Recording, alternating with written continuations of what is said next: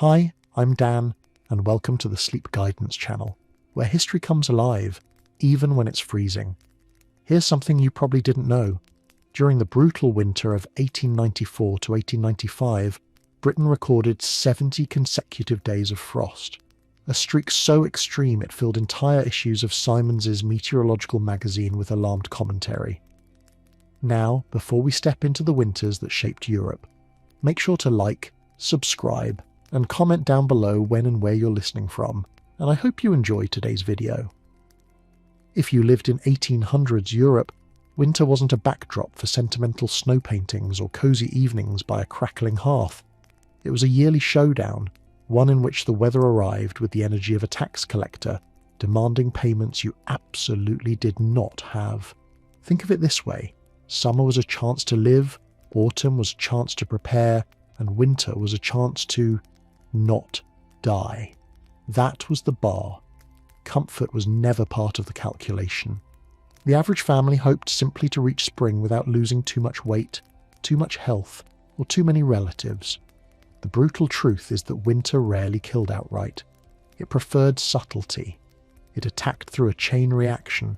Cold air lowered resistance, which allowed respiratory illnesses to settle in, which made the body too weak to work, which meant no income, which meant no food, which weakened the body further, which, well, winter enjoyed its dominoes.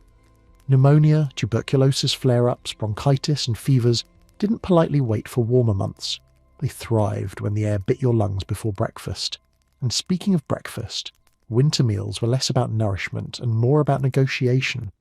Food supplies that looked adequate in October suddenly shrank by December.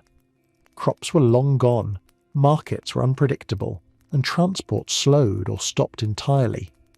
Winter wasn't impressed by your pantry.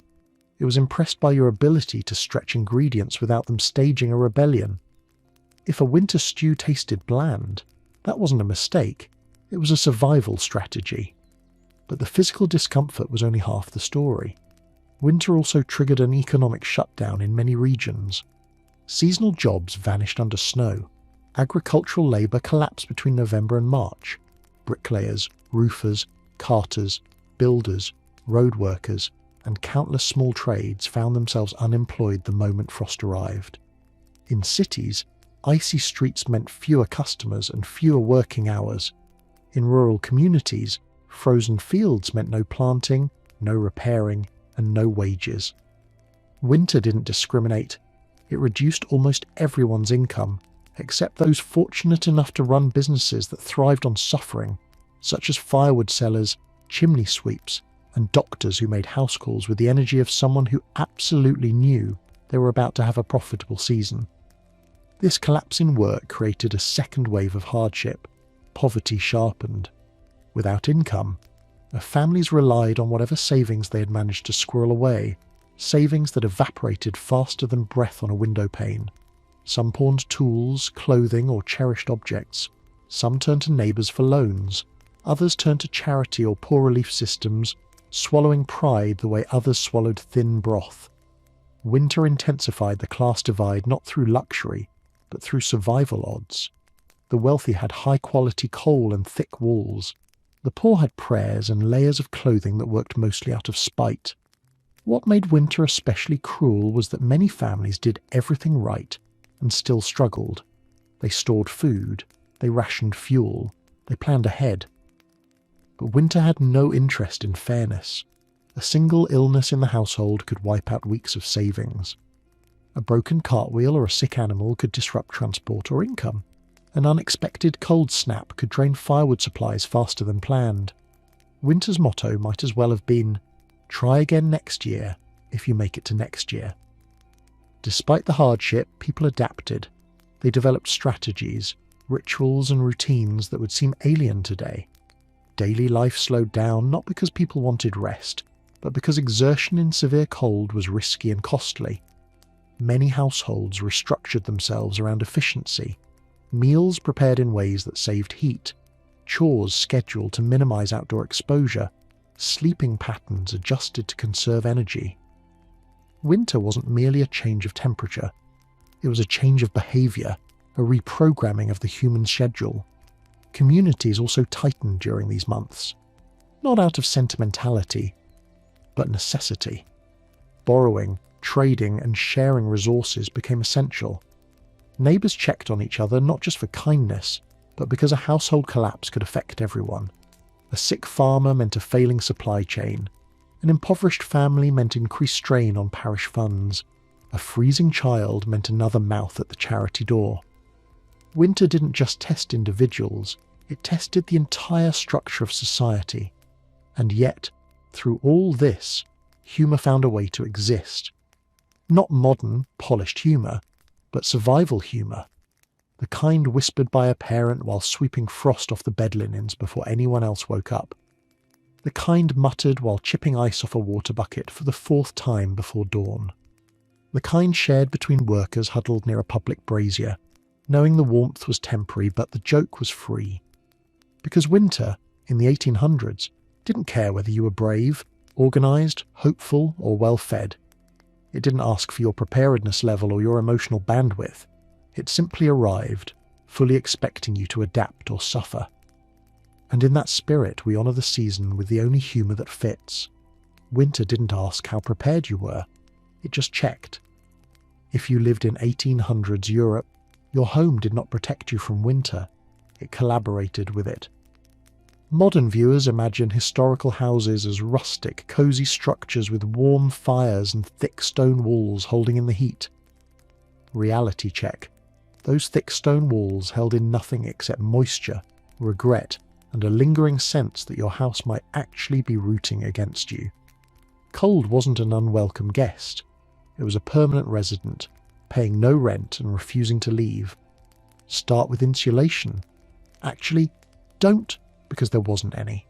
Insulation as we understand it, fiberglass cavity walls, proper ceiling, simply didn't exist. Instead, houses breathed like living creatures, exhaling warmth and inhaling drafts with suspicious enthusiasm. Wind slid under doors, whistled through floorboards, and breezed past window frames with the confidence of someone who'd been given a spare key. The average family went through winter, accompanied by a consistent indoor wind speed of, why is the curtain moving when the window is closed? What did people do to fight these drafts? They got creative. They stuffed gaps with whatever could be wedged into the cracks. Cloth rags, animal hair, straw, moss, old paper, or, in moments of desperation, things that had absolutely no right being used as building materials. Newspapers became wall insulation not because it worked well, but because it was better than letting January stroll through your living room uninvited. The irony, of course, was that the news printed on those crumpled pages often involved weather reports that said things like, "Exceptional frost expected," as if you needed a reminder while stuffing yesterday's headlines into a wall cavity. The walls themselves, often stone, brick or timber, absorbed the cold like sponges.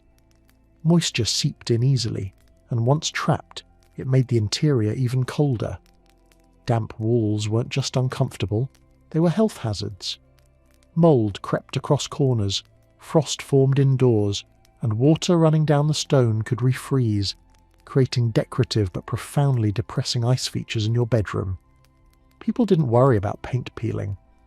They worried about frost forming on the paint. Heating the entire home was an impossible dream for ordinary households. Instead, most families heated exactly one room: the kitchen, the main living space, or whatever room had the best hearth. Calling this a heated room is generous. The fire warmed a small radius directly around it, while the rest of the space remained comfortably within the light hypothermia range. People learned quickly that heat travelled unpredictably and grudgingly. You could be warm on the left side of your body and freezing on the right, creating a personal climate system that changed every time you rotated. Furniture placement became an art. Families nudged chairs, stools and workstations closer to the hearth, until they formed a tight ring of slightly warmer humans, orbiting a small, struggling fire. Yeah, children did homework at angles dictated not by ergonomics but by heat trajectories. Adults mended clothes, prepared meals, shelled beans, or read by firelight while leaning in with the aggressive commitment of someone trying to absorb warmth through osmosis. If you stepped away even a few feet, the temperature dropped so suddenly that it felt like walking through the pages of a meteorological cautionary tale. Bedrooms presented their own winter challenges. Without central heating, temperatures dropped dramatically at night, so people used bed curtains, fabric canopies designed to create a smaller, quasi-insulated microclimate around the mattress. These curtains trapped body heat, blocked drafts, and made it slightly less likely that you would wake up feeling like a decorative human icicle. In richer homes, bed hangings were ornate and luxurious. In poorer households, anything from patched linen to old blankets would do. They didn't have to be pretty. They just had to keep your nose from freezing while you slept. Of course, curtains didn't fix the truly cold nights. People often woke to frost on their blankets, ice in their water jugs, and frozen laundry that crackled ominously when touched. Sleeping with a warm brick or heated stone wrapped in cloth became standard practice. The brick eventually cooled, but you fell asleep faster trying to chase its last bit of warmth. Even with these adaptations, indoor life retained a high baseline of discomfort. Floors remained icy despite rugs. Doors rattled constantly. Window glass trapped condensation that froze into patterns that would be charming today, but signalled misery back then. Sometimes, the wind outside grew so strong that it whistled through keyholes. Yes, keyholes, producing unsettling nighttime musical accompaniment. The remarkable thing is that people didn't consider any of this unusual. Cold houses were simply normal houses. A home wasn't expected to keep winter out. It was expected to provide structure and a place to gather around a fire. Warmth was not a built-in feature. It was a scarce, manually produced commodity shared sparingly. Which leads to the humour of it all. The real comedic tragedy is that families didn't think their homes were failing. They thought this was how buildings were supposed to work. If a house today behaved like a house in 1800, we would call a contractor, file a complaint, send a strongly worded email, and maybe film it for social media. They, however, shrugged, added more layers, and carried on. Because in 19th century Europe, when someone complained that their home was cold, the universe replied, "Your house wasn't broken. This was the deluxe model." If the last part introduced the cold house, this one introduces the reason why it stayed cold: fuel scarcity. In 1800s Europe, warmth wasn't simply the product of a fireplace. It was the product of your wallet, your boss's mood, your proximity to natural resources, and occasionally your willingness to burn something that probably shouldn't be burned. Heat was not an ambient household feature. Heat was a resource, the same way money is a resource. And winter was when your finances and your firewood coordinated to form a personal recession. Coal, wood, and peat formed the holy trinity of survival fuels.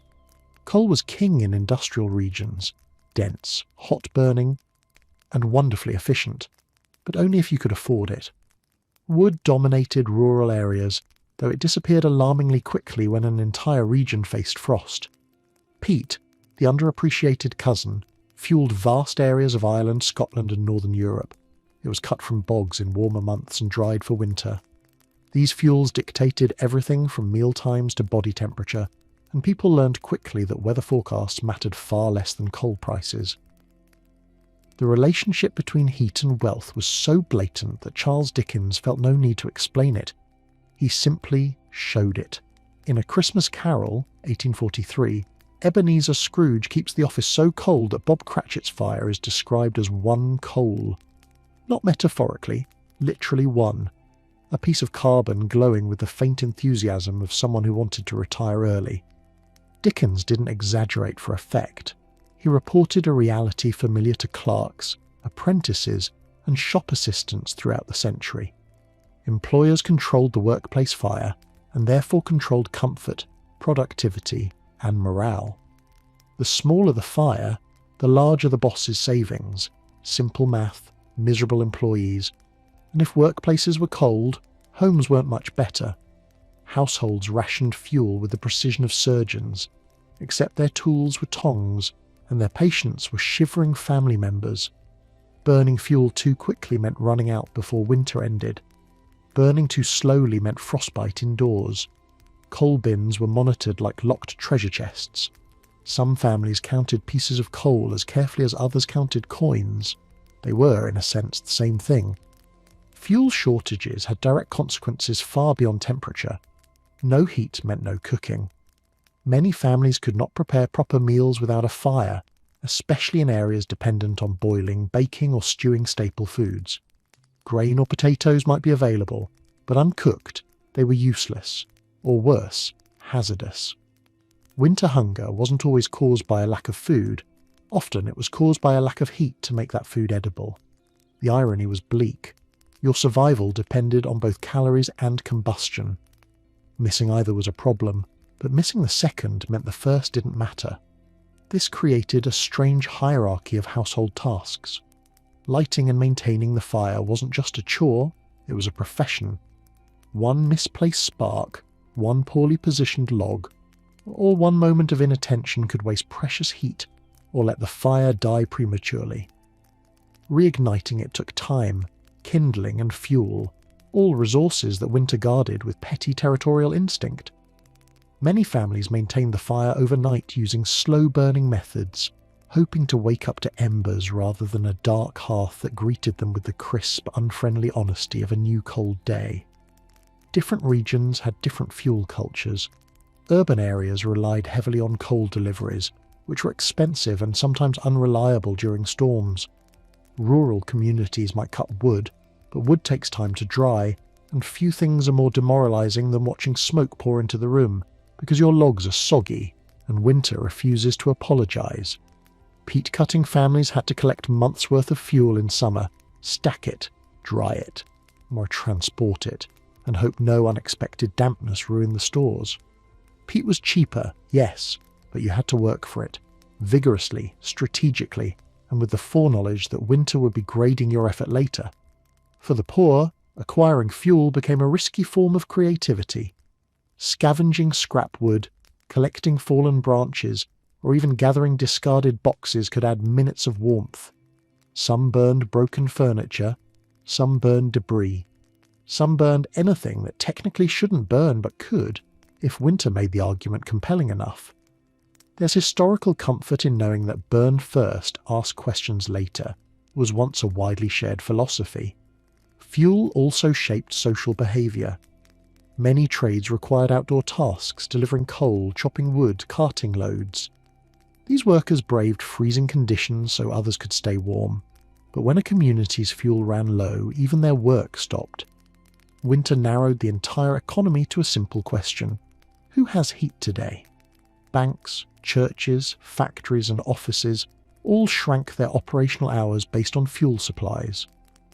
Warmth was not just comfort, it was infrastructure. And there was a psychological dimension too. A dwindling coal pile could trigger genuine anxiety. The sound of coal being shoveled out of a storage bin was both reassuring, heat today, and terrifying, less heat tomorrow. Families argued about fire management the way modern families argue about thermostats, except lowering the heat in 1800 didn't mean mild discomfort. It meant potential sickness. Fuel was so central to survival that it created its own cultural shorthand. A household could be judged by the warmth of its fire. A workshop's reputation was tied to how warm it kept its workers. A miserly employer like Scrooge was condemned not for being mean, but for being cheap with coal, a crime that, in winter, bordered on villainy. All of this leads to the chapter's overarching truth. Heat was not guaranteed. It was purchased, measured, rationed, negotiated, and sometimes begged for. Winter didn't just chill the body, it chilled the economy, the household, and the social order. Because in 1800s, Europe, warmth wasn't a right. Warmth was a privilege with a budget. If you picture a cosy 19th century European home with multiple crackling fireplaces warming each room like a cheerful Christmas card, erase that image immediately. Winter in the 1800s meant one thing for most families: one fire, singular, central. Overworked, underfunded. It was the household engine, the emotional support system, the cooking appliance, and the only thing standing between your family and becoming a decorative frost sculpture.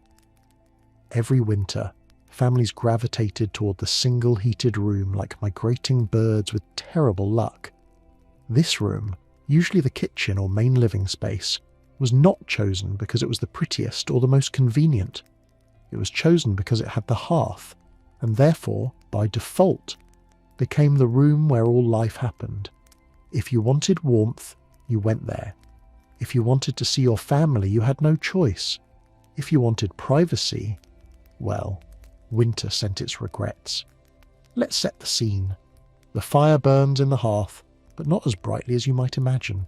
Flames in 1800s, Europe were rarely allowed to dance freely. They were kept in a state of economic responsibility, smouldering rather than roaring.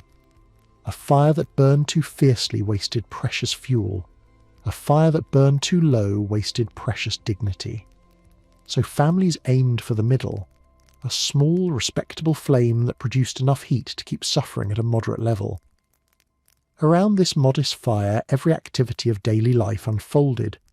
Cooking happened there, often with pots hung from hooks or placed directly in the coals. Mending clothes, shelling peas, spinning thread, repairing tools and chopping small vegetables all occurred within reach of the hearth. Meals were eaten within that radius too, partly because warmth made food taste better, but mostly because stepping away from the fire meant stepping back into the frozen tundra, otherwise known as the rest of the house. Even furniture arrangement reflected this reality. Chairs were lined up in semicircles facing the fire like church pews worshipping heat. Stools, benches, crates, and even overturned buckets were repurposed as seating in the sacred warm zone. People sat close enough to feel the heat on their shins, but not so close that their socks began to smoulder. Though let it be known, that line was occasionally crossed. Because one central room served everyone, winter rearranged family dynamics. Children played as quietly as possible in the corners, trying not to knock anything over. Adults negotiated space like diplomats in a territorial dispute. Whoever tended the fire wielded disproportionate power, holding the tongs like a royal scepter. Pets stationed themselves so close to the hearth that they achieved a level of heat-based bliss forbidden to humans. And someone always had to give up their seat whenever a relative entered the room, leading to brisk negotiations and whispered accusations. But the prized position, the warm seat, the apex of thermal comfort, was located directly in front of the fire, and that seat was not won casually. It was earned through a combination of timing, persistence, and shameless opportunism. If a family member stood up to fetch something, even for a moment, the warm seat became fair game. A sibling might slide into it without maintaining eye contact. An elder might declare it rightfully theirs due to household seniority. A parent might insist, "I need this spot. I'm doing chores," even when the chore looked suspiciously like sitting. Rotations formed naturally, though not necessarily peacefully. Everyone wanted a turn, and burns on the shins were a badge of honour. Children learned early the art of hovering near the seat's edge, ready to pounce the moment someone shifted. Adults honed their ability to balance politeness with practical survival.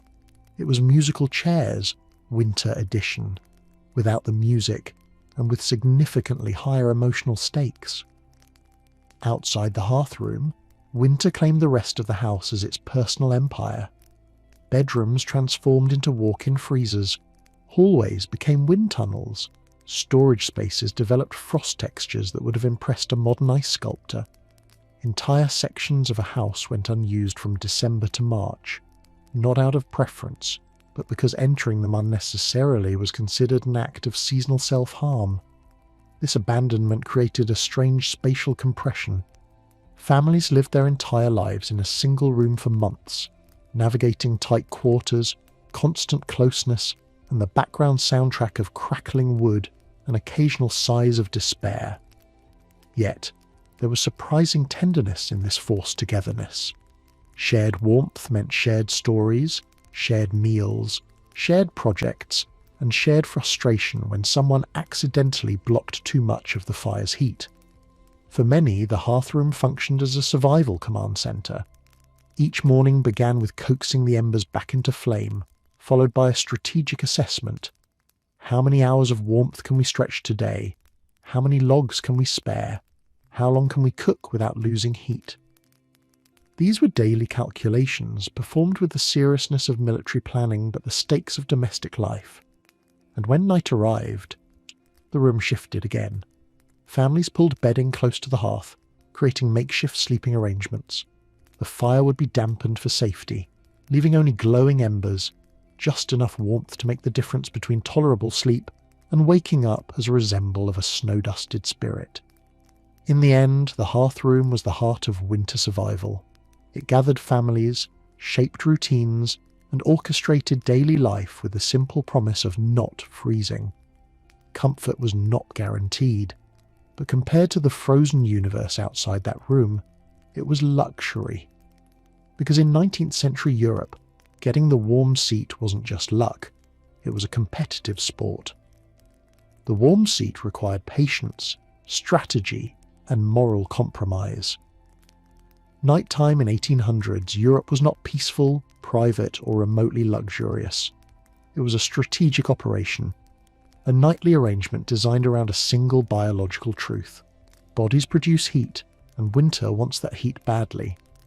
If you wished to greet the morning without frost decorating your eyebrows, you didn't sleep alone, you slept together, and not in the romantic candlelit way novels like to describe. No, this was communal sleeping born from necessity, physics, and the shared dream of seeing spring. Bed sharing stretched across regions, cultures, and social classes. In rural farms, cottages, and even urban households, it was entirely normal and widely expected that multiple people would pile into a single bed. Families packed themselves in for maximum warmth. Parents, children, grandparents, visiting relatives, and occasionally a servant or two. If a family owned more than one bed, it didn't matter. Or everyone gravitated toward the one warmest sleeping place like frostbitten penguins performing a survival waltz. This practice created sleeping arrangements that would shock modern sensibilities.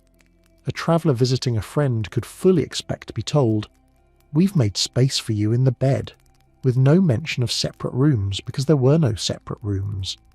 At inns, strangers often shared beds without complaint. It wasn't unusual for someone to wake up in the middle of the night and greet a travelling merchant they'd never met who'd been added to the sleeping roster for warmth efficiency. Even wealthier households embraced shared sleeping, though they approached it with slightly more elegance. They used bed curtains, fabric hangings that created a miniature enclosed chamber. These curtains acted like early insulation, while trapping body heat and blocking drafts that sneaked in from every wall, floorboard, and window crack. Picture a canopy bed, but instead of luxury, think survival tent with decorative aspirations. And then there were the mattresses. Forget memory foam or down-filled wonders. Most people slept on straw mattresses stuffed and restuffed throughout the year. Straw was affordable, breathable, and reasonably comfortable until it compacted, poked through the fabric, or began to smell like something that had been alive recently and was unhappy about its afterlife. In winter, fresh straw was added to increase insulation. Families fluffed and rearranged their bedding not for softness, but for heat retention. You wanted as much straw as possible between you and the icy planks masquerading as a floor. But bedding wasn't the only thing sacrificing dignity in the name of warmth. Privacy took a nosedive too. Winter demolished the concept. If you needed to change clothes, everyone politely looked away, or pretended to. If someone snored, everyone endured it. If a child kicked in their sleep, someone absorbed the blow. The night was a communal event, and everyone contributed something: heat, space, or unintentional elbow jabs. Children naturally were walking radiators. No one admitted it openly, but placing a child in the middle of the bed was a popular heating strategy. Babies and toddlers were wrapped tightly, tucked between adults, and checked frequently to prevent them from rolling into cold spots. Even servants, especially young maids, might be invited to share the family bed in winter. Not for emotional closeness, but because an extra body was an extra degree. Sleeping positions became an art. Most families defaulted to the stacked spoon method, facing the same way so breaths wouldn't freeze on each other's noses. Others slept back to back, creating a wall of heat between their spines. Some even rotated positions during the night to keep every part of the body equally warm, though such choreography required a level of cooperation rarely seen in households with more than one teenager. And then there was the problem of cold sheets. In a room without heating, sheets felt less like fabric and more like thin slabs of refrigerated disappointment. The bravest, or most unlucky, person was tasked with getting into bed first to warm the spot for everyone else. Families treated this role with the seriousness of volunteer fire brigades. Sometimes it fell to the youngest, sometimes to the eldest. Most often it fell to the person who hesitated at the doorway the longest, a fatal tactical error. For those with animals, winter added another layer of shared sleeping. Cats curled up on feet, small dogs nestled against legs. Even chickens occasionally slept indoors during the coldest nights, though rarely in the bed itself. Every warm body counted. Despite the discomfort, shared sleeping gave families something valuable, a sense of safety. Winter nights were long, silent, and often frightening. Wind howled against fragile walls, frost crept across floors, and the cold pressed in from every direction. Sleeping together provided emotional reassurance, a bulwark against both the temperature and the eerie stillness outside. Many families told stories before bed, whispered prayers, or recited old tales as they settled in, creating a cultural ritual born from hardship. And yes, there were awkward moments. Morning breath existed. Sleep-talking existed. People rolled over and accidentally stole blankets. Someone inevitably snored with a talent that defied physics. But all of this was a small price to pay for the warmth that collective sleeping offered. Because in the 1800s, sharing a bed wasn't intimate, luxurious, or scandalous. It was survival math. More bodies meant more heat. More heat meant more life. Or, put another way, romantic. No, efficient. Absolutely. In 1800s, Europe, winter didn't merely influence the clothing you wore. It dictated it, micromanaged it, and judged you harshly if you got it wrong. Your wardrobe wasn't a collection of outfits. It was a defensive system. Cold air didn't negotiate, so clothing became the physical barrier between your body and the season that wanted to turn you into a commemorative ice statue. Homes weren't warm, streets weren't warm, workplaces weren't warm, so your clothing had to be. The undisputed monarch of winter survival was wool. Wool reigned not because it was luxurious, but because it was stubbornly functional. It held heat, wicked moisture, resisted wind, and, most importantly, kept insulating even when damp. If winter had an arch nemesis, it was a thick wool garment. Sweaters, petticoats, stockings, wraps, cloaks, shawls. The more wool you wore, the better your odds of waking up without numb extremities. Sheep were not just farm animals. They were winter's silent heroes. But wool alone wasn't enough. Clothing strategy in the 19th century was all about layers, and not the fashionable, tastefully coordinated layers you see on modern winter runways.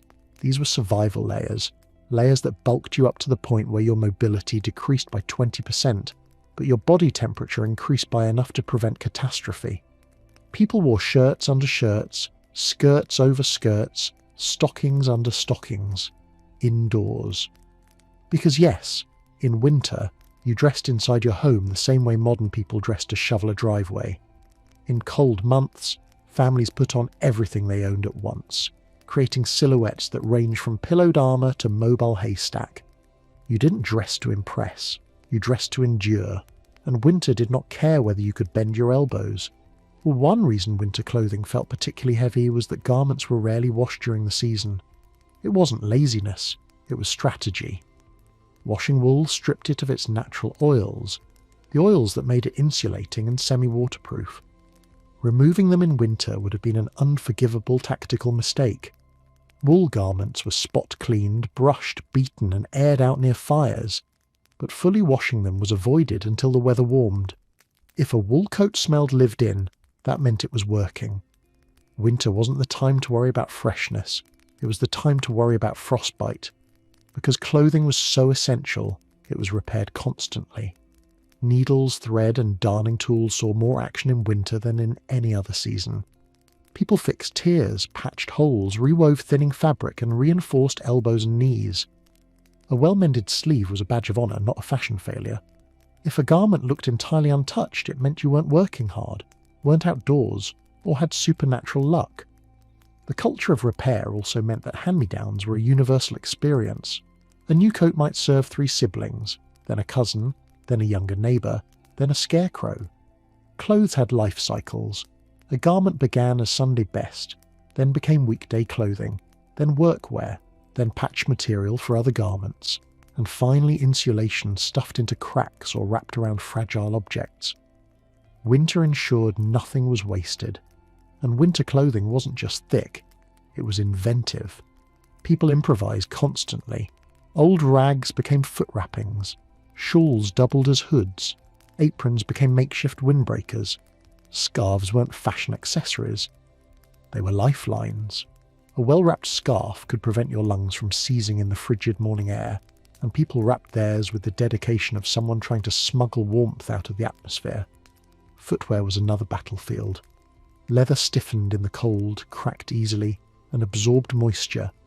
To counter this, people stuffed shoes with straw or wool scraps for extra insulation. Some wore multiple pairs of socks, each repaired to the point where the original thread was basically a rumour. Boots were greased heavily, partly to waterproof them, partly to keep them flexible, and partly because winter had a personal vendetta against human toes.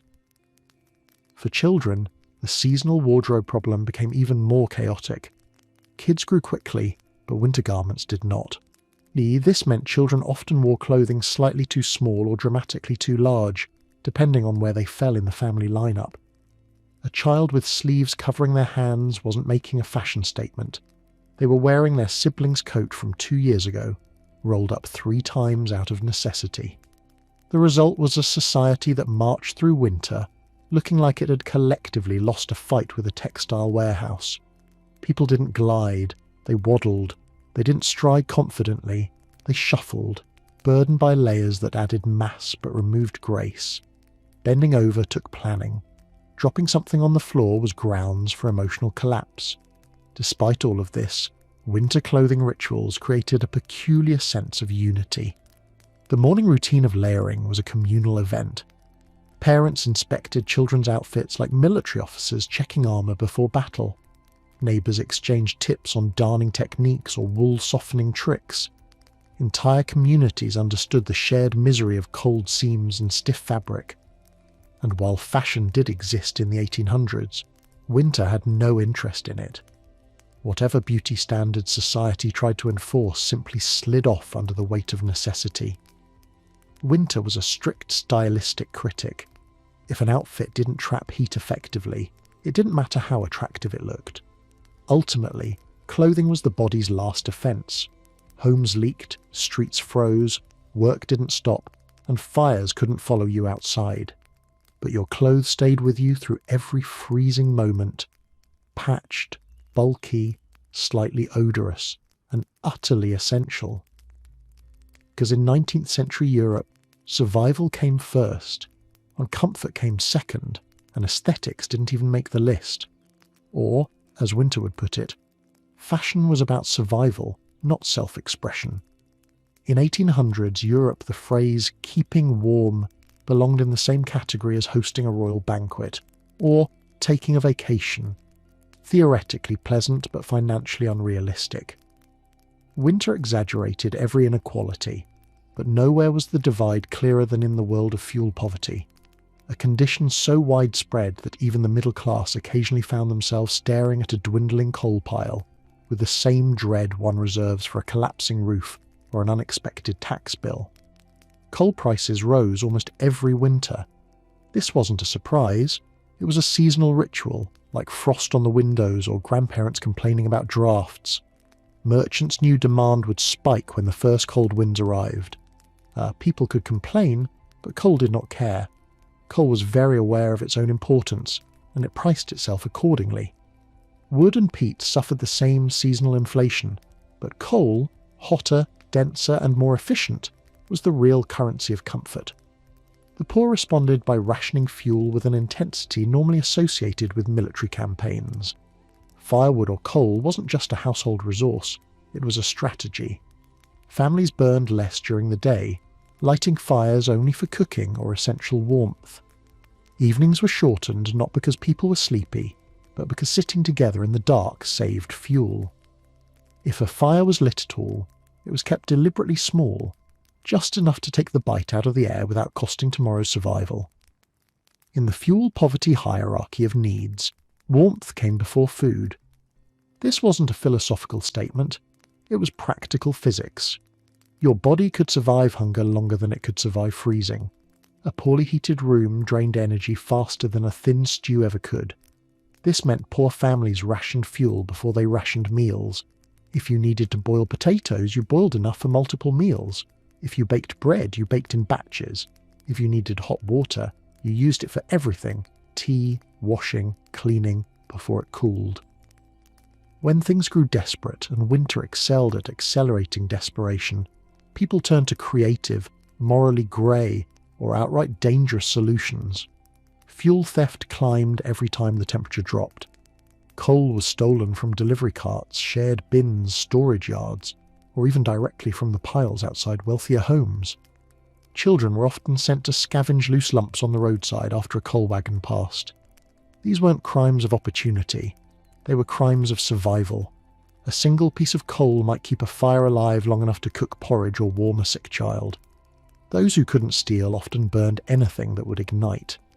Broken furniture, wooden tools, discarded boxes, worn-out baskets, roofing scraps, and even floorboards, in truly desperate situations, became emergency fuel. Winter turned every item in a home into a potential source of heat, and families surveyed their belongings with the same question: will this burn? If the answer was yes, the object's sentimental value instantly plummeted. A chair with a missing leg? Fuel. A tool handle cracked beyond repair?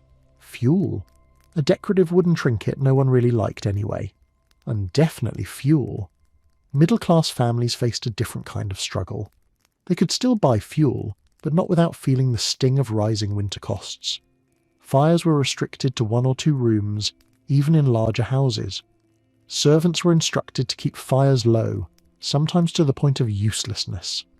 A household known for burning bright fires during harsh winters was seen as extravagant. Rich, certainly, but also irresponsible, as if they were taunting the season itself. Respectability meant moderation, and winter monitored every mantelpiece. Fuel merchants held enormous seasonal power. Their deliveries could make or break a household's comfort. When storms blocked roads or rivers froze, coal shipments stalled, creating shortages even in cities that normally had steady supply lines.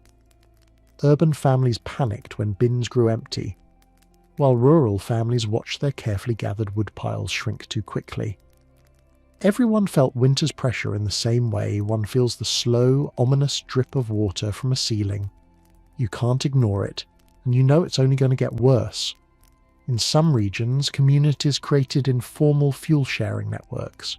Neighbours lent small amounts of wood or coal with the unspoken agreement that debts would be repaid once conditions improved.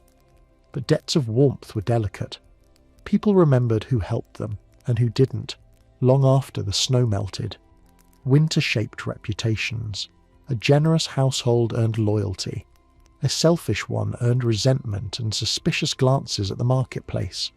The psychological toll of low fuel stores was intense.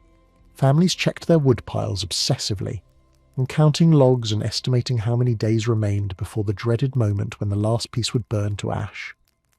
Once fuel ran out, the home became a freezer, and families shifted from managing winter to enduring it. This was when the most desperate decisions were made. Imagine the scene. A family gathered around a fire so small it barely illuminated their faces. The room is silent except for the crackling of a single insufficient log. Everyone stares into the flame not because it's beautiful, but because they're calculating how much longer it will last. Tension hangs in the air alongside the cold. Someone looks at an old wooden stool. Someone else looks away. Someone whispers, "We can fix it later." They won't fix it later. By the late stages of winter, Even relatively comfortable households operated on the understanding that everything had value as potential kindling. Furniture grew suspicious. Tools feared retirement. Anything wooden felt a little nervous. Winter, after all, was not sentimental. Fuel poverty determined who shivered and who merely complained. It set the boundary between discomfort and danger. It shaped diets, sleep, daily routines, and survival outcomes. It was an unspoken social dividing line and a brutally honest economic mirror. Because in winter, money didn't reveal itself through clothing or furniture. It revealed itself through warmth. And winter had no trouble identifying who had heat and who didn't. After all, if it burned, it counted. Winter in 1800s, Europe didn't need dramatic blizzards or collapsing roofs to kill. It had a quieter, a more efficient method: illness. Not the kind that confined you to bed with a warm drink and a sympathetic note from your employer. No, these were illnesses that stalked you in your own home and took advantage of every draught, every cough, and every moment your body let its guard down. If cold was the first enemy of winter, disease was the second, and the two worked together with disturbingly good teamwork. The cold season amplified respiratory illnesses like tuberculosis, bronchitis, and pneumonia, conditions that were widespread in the 19th century even during milder weather. Winter transformed them from chronic threats into deadly weapons. The human body struggled to stay warm, the immune system weakened, lungs became more vulnerable. A simple cough in November could become a funeral by January. Symptoms that today prompt a quick trip to the clinic were, in the 1800s, ominous signs of danger. A rattling chest, a fever that worsened at night, shallow breathing, or coughing up blood, all were terrifyingly common.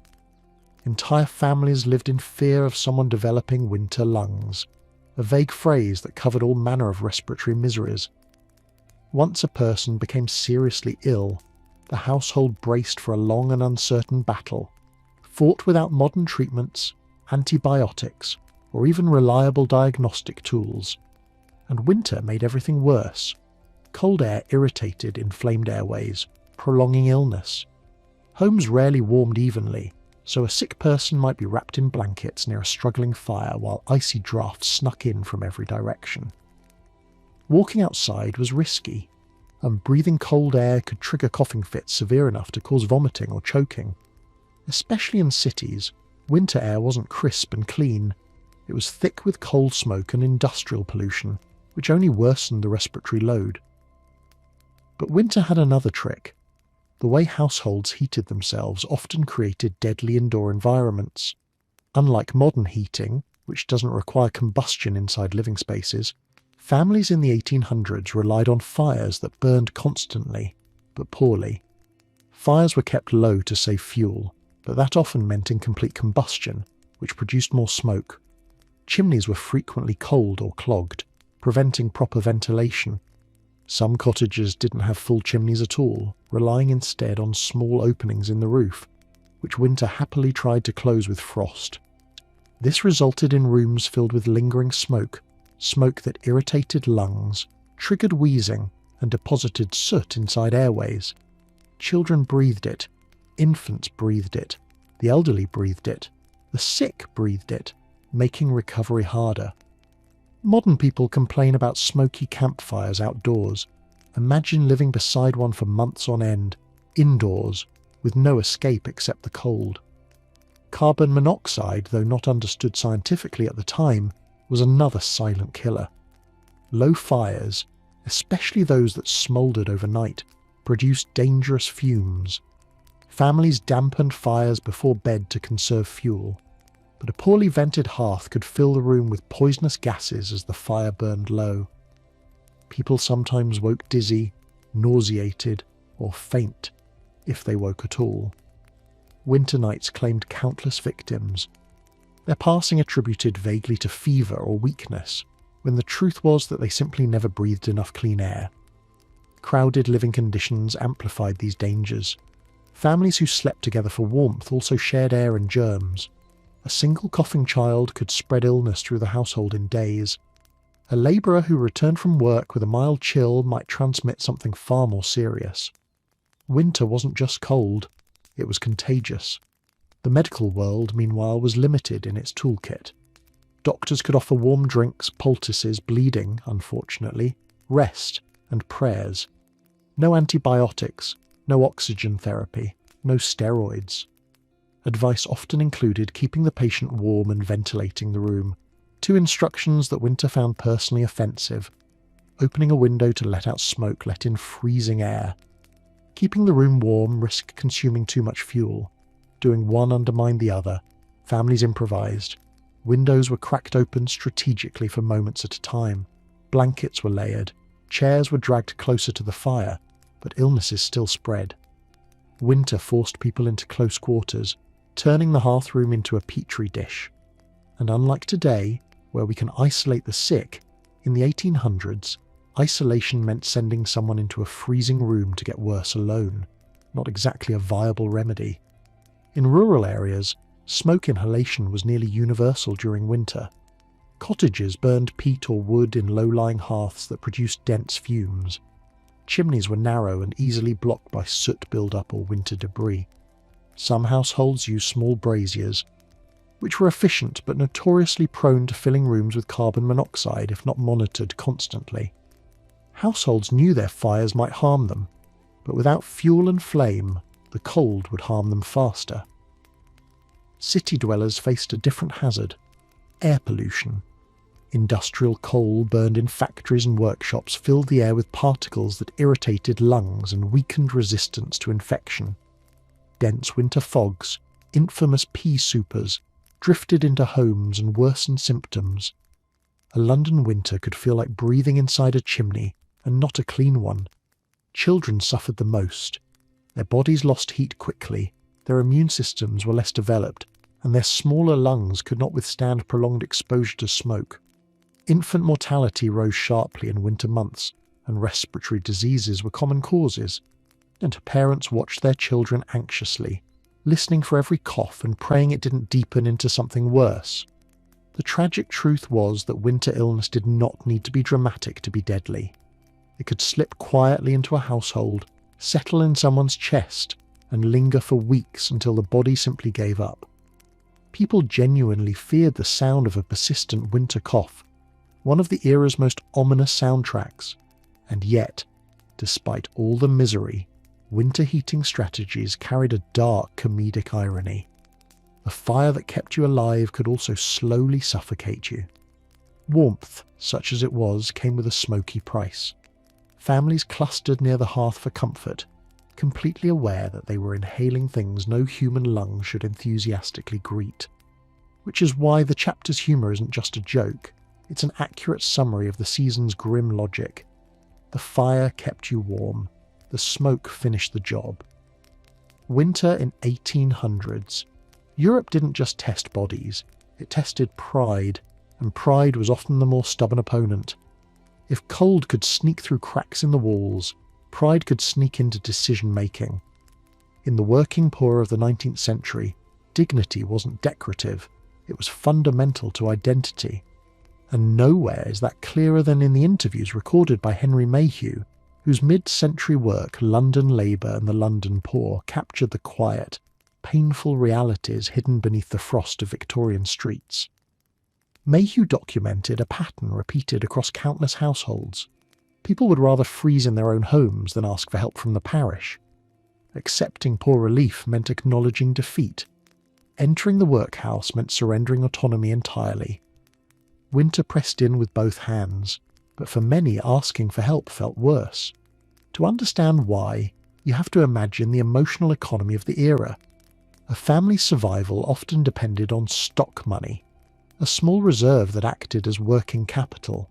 It could be a few coins saved for emergencies, or income from a small business, or the extra cushion a labourer relied on when work fluctuated. Stock money wasn't wealth, it was permission to keep going, and winter erased it with remarkable efficiency. In Mayhew's interviews, illness frequently triggered financial collapse. A single fever, a cough that kept a worker bedridden for a week, or a minor injury could wipe out stock money instantly. Without income, families couldn't pay rent, couldn't buy fuel, and couldn't purchase the food needed to keep the household functioning. Illness wasn't just a medical problem, it was an economic catastrophe. And yet, even when finances spiraled, many families refused to turn to the parish for relief. Why? Because poor relief wasn't simply assistance. It came with layers of shame, bureaucracy, and social judgment. For one thing, entering the workhouse meant losing personal freedom. Families knew this intimately. Husbands and wives were often separated into different wards. Children could be assigned to their own dormitories. Workhouses operated like institutions, not homes. Meals were scheduled, labour was compulsory, and every aspect of daily life was regulated. Once inside, you were no longer an independent adult. You were a dependent subject under the poor law system. Or even receiving outdoor relief, help while staying at home, carried a stigma. Neighbours noticed. Gossip circulated. People talked about those who couldn't get through winter without help, as if winter itself weren't an unreasonable force of nature.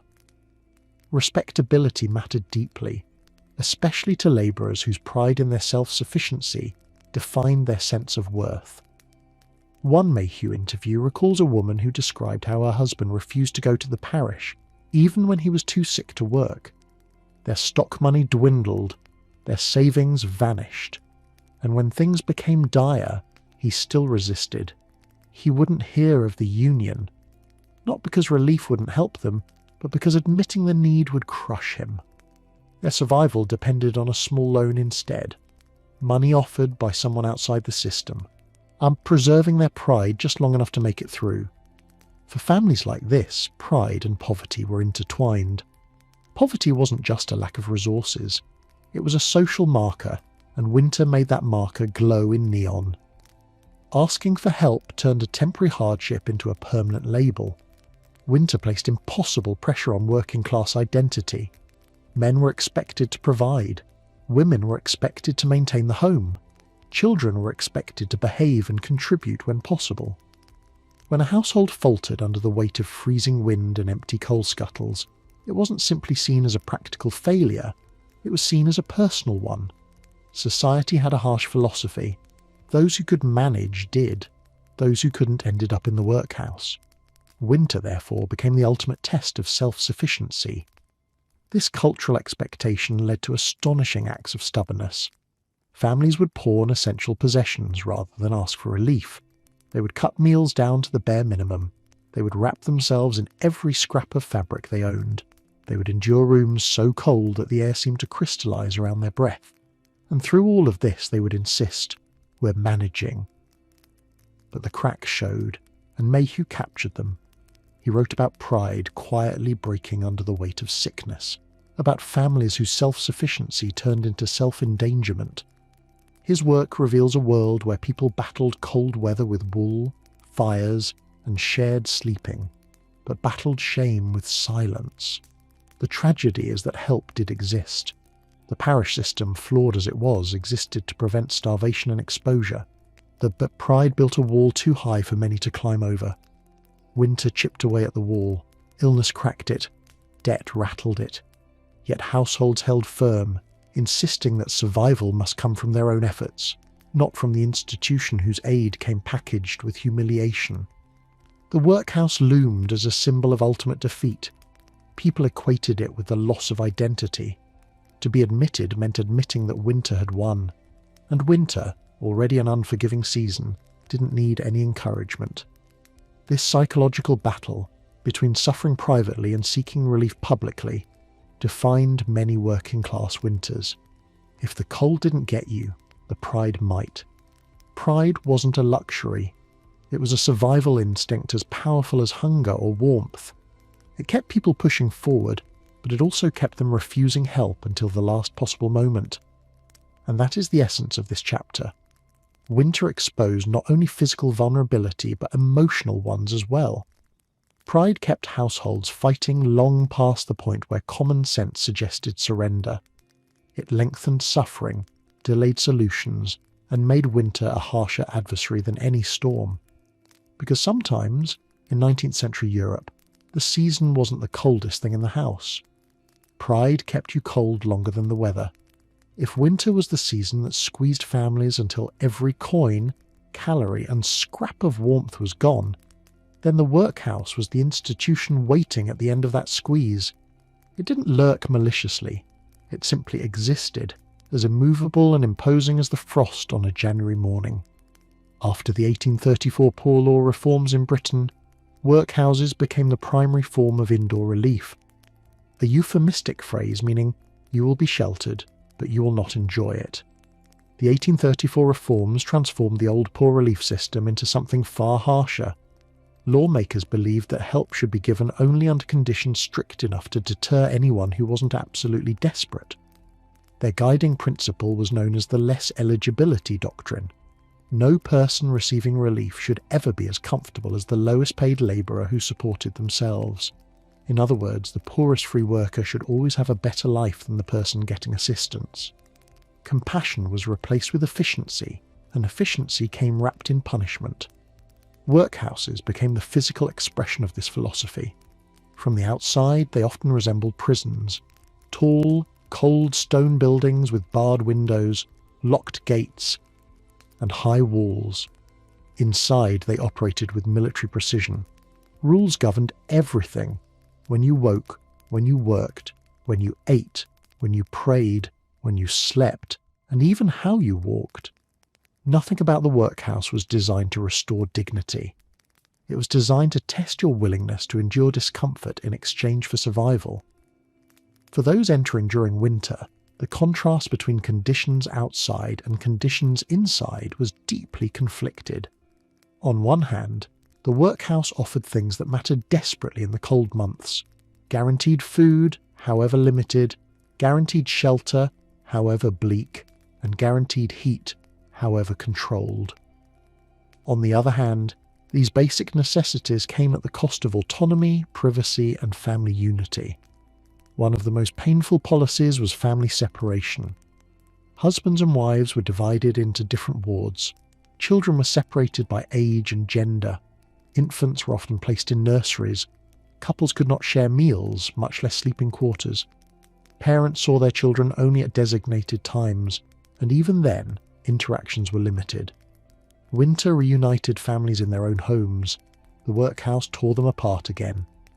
This fragmentation wasn't accidental, it was intentional. Lawmakers believed that if life inside the workhouse was too bearable, people would seek relief unnecessarily. So they made sure that entering the workhouse meant giving up not only comfort, but the emotional bonds that defined everyday life. Work in the workhouse was another tool used to discourage dependency.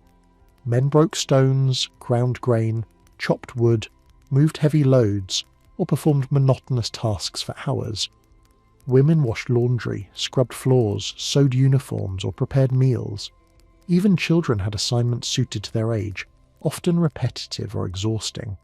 The goal wasn't skill building. The goal was deterrence. If you left the workhouse on your own accord, the administration considered that a success. And yet, winter gave the workhouse a paradoxical appeal. Outside, families shivered around dwindling fires, starved due to lack of fuel for cooking, and watched illnesses spread unchecked. Inside, the heat, however carefully rationed, was consistent. Food, however bland, was reliable. Clothing, however institutional, was dry. Winter forced thousands into a choice between freezing with dignity or warming up without it. Workhouses increased their regimentation in winter because that was when the largest influx of desperate applicants arrived. Administrators tightened schedules, increased inspections, and maintained strict discipline to keep order among growing populations. Privacy shrank, noise increased, tension simmered. But winter didn't allow people the luxury of avoiding these conditions. The season pushed them in with the inevitability of hunger and cold. The moral judgment layered onto this system made everything worse. Entering the workhouse branded a person, not with ink, but with reputation. Neighbours knew, communities whispered. Some believed poverty was a personal failing, not a product of brutal economic swings, seasonal unemployment, or illness. Women who entered risked being viewed as immoral. Men risked being dismissed as irresponsible. Even children carried the social stain. Despite all this, workhouses did serve an essential function.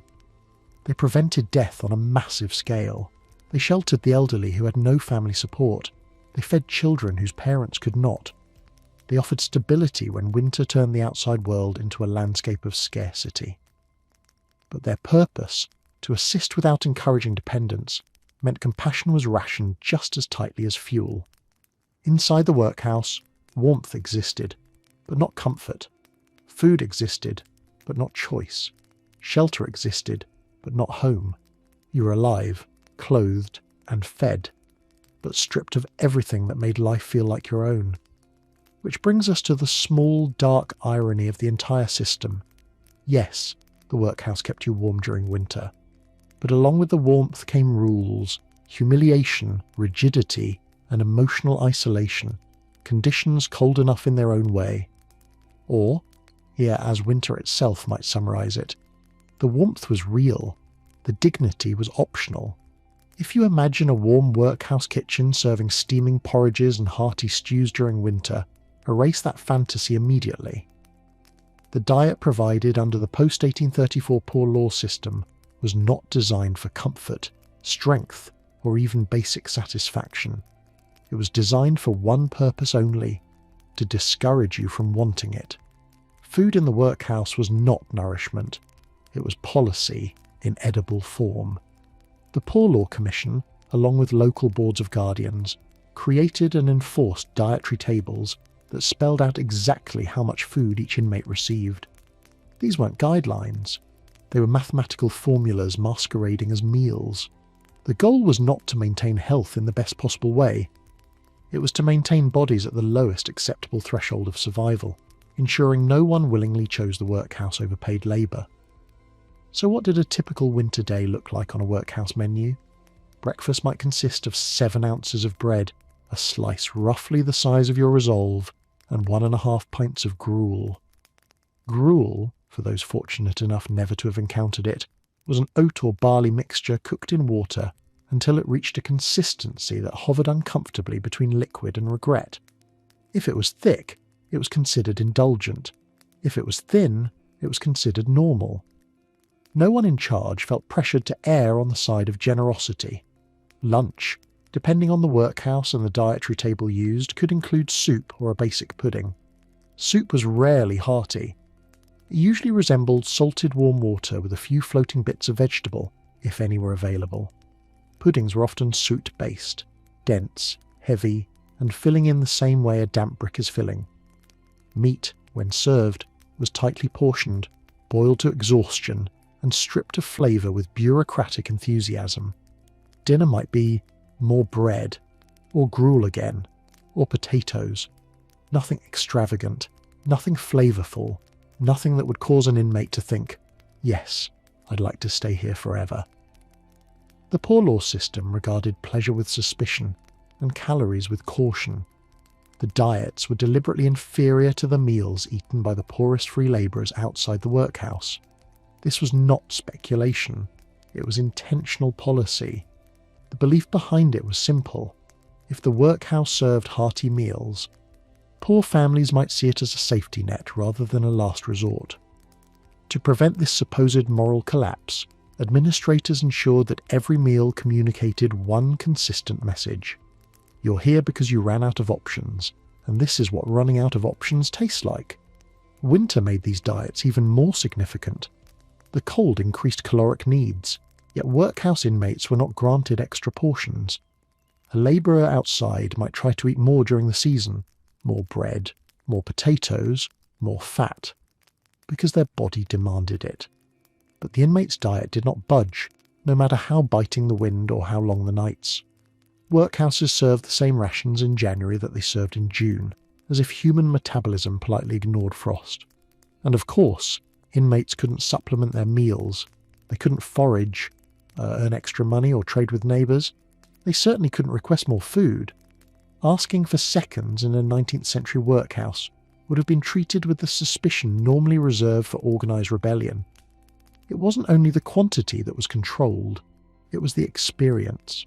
Meals were served at strict times, eaten in silence, and consumed quickly. Dining rooms were not designed for comfort or conversation. They were built to move bodies in and out efficiently. Hunger was supposed to discipline, not distract. Eating was treated less like a human need and more like an administrative procedure. Children fared slightly better than adults, but not by much.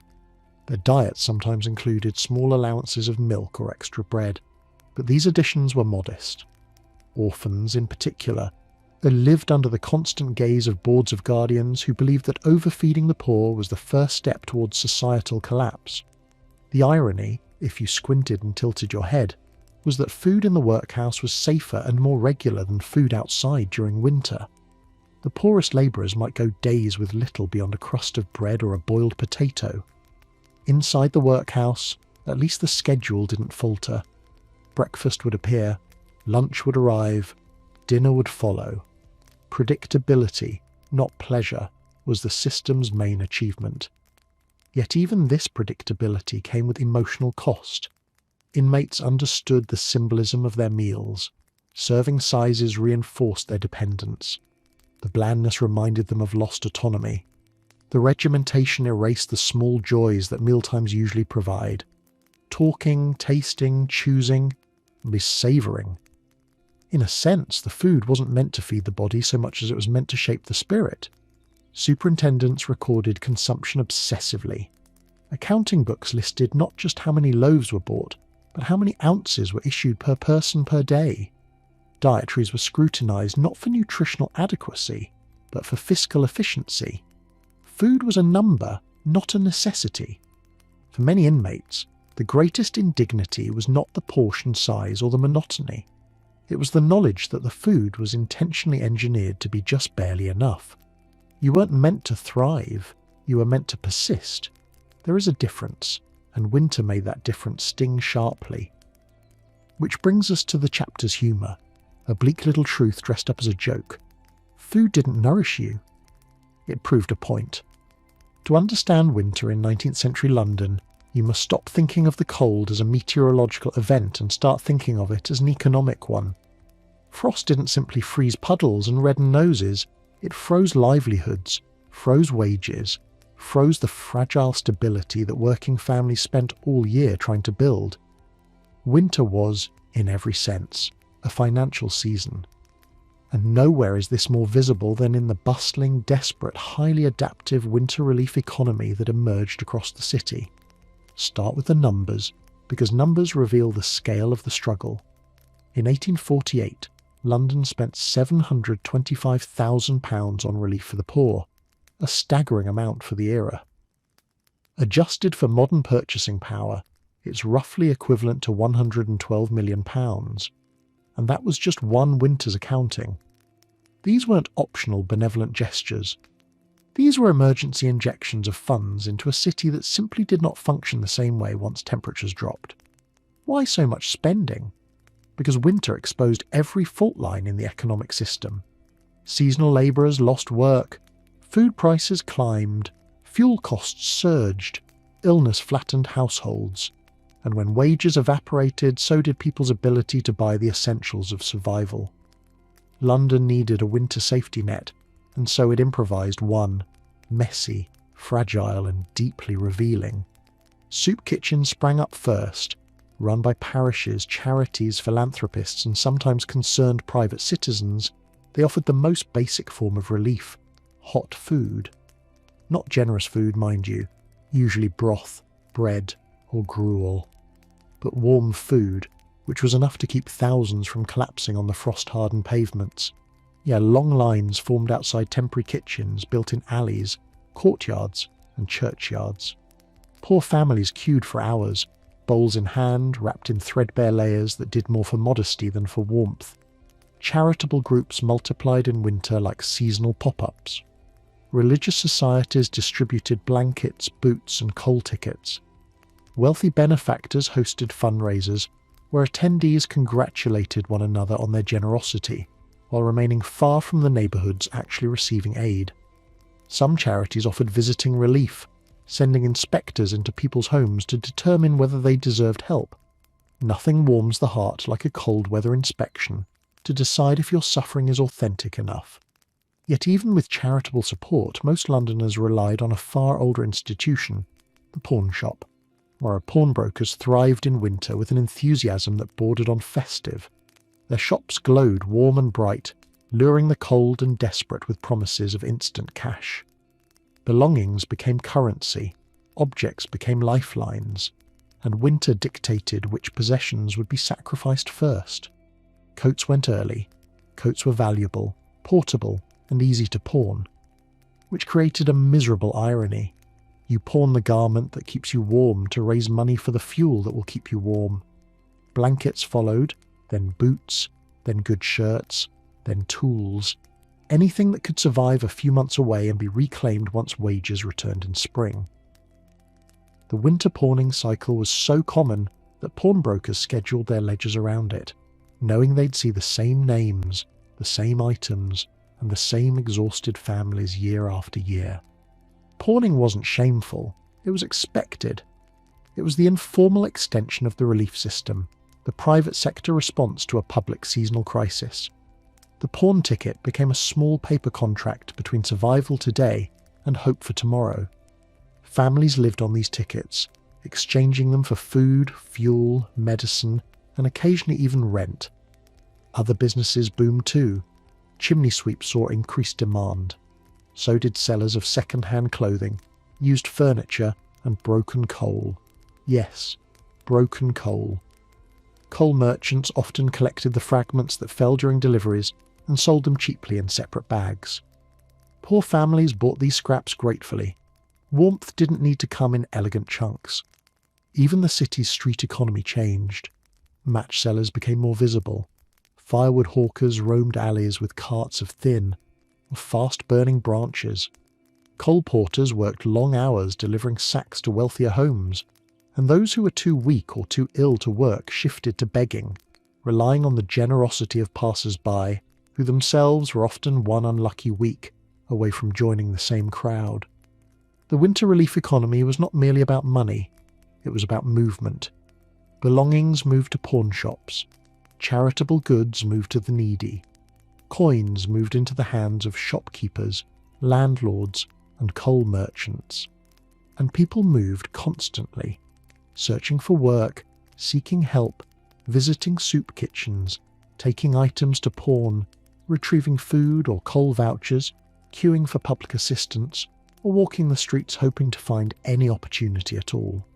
Winter also strained relationships within households. Families negotiated which possessions to pawn first. A beloved heirloom might stay a little longer than a new coat, but sentimentality had limits. Children's shoes were often spared until the very end. Walking barefoot on frozen cobblestones was devastating. Adults sacrificed their own items first. Many mothers quietly pawned wedding rings, saving their children from knowing how desperate things had become. No one experienced winter relief alone. Tenants pleaded with landlords for extensions. Neighbours lent coins, blankets, or leftover fuel. Local priests organised collections. Charities distributed coal tickets redeemable at designated merchants. And yet, through all these networks, the underlying truth remained. London survived winter each year not because it was prepared, but because everyone collectively scrambled not to let catastrophe spread too far. This seasonal upheaval shaped the city's character. It created rhythms of hardship and generosity, desperation and innovation. It exposed the fragility of working-class life, but also the adaptability that made survival possible. Because in winter, even your own possessions weren't permanent. They were negotiable assets in a personal economy run on necessity, sacrifice and strategic pawning. Or, as Londoners might have put it, winter turned belongings into temporary income. Winter in 1800s, Europe didn't just inconvenience travel, it rewrote the map. Roads became unusable, paths vanished under snowdrifts, and muddy tracks froze into obstacles rather than routes. But winter, in its relentlessly dramatic fashion, didn't stop there. It also created new highways, unofficial, temporary and extremely cold ones. When temperatures plummeted long enough, rivers stopped flowing and became solid ice. transforming into wide, glittering boulevards that no engineer had planned and no government had budgeted for. This was not poetic exaggeration. It was a documented historical reality.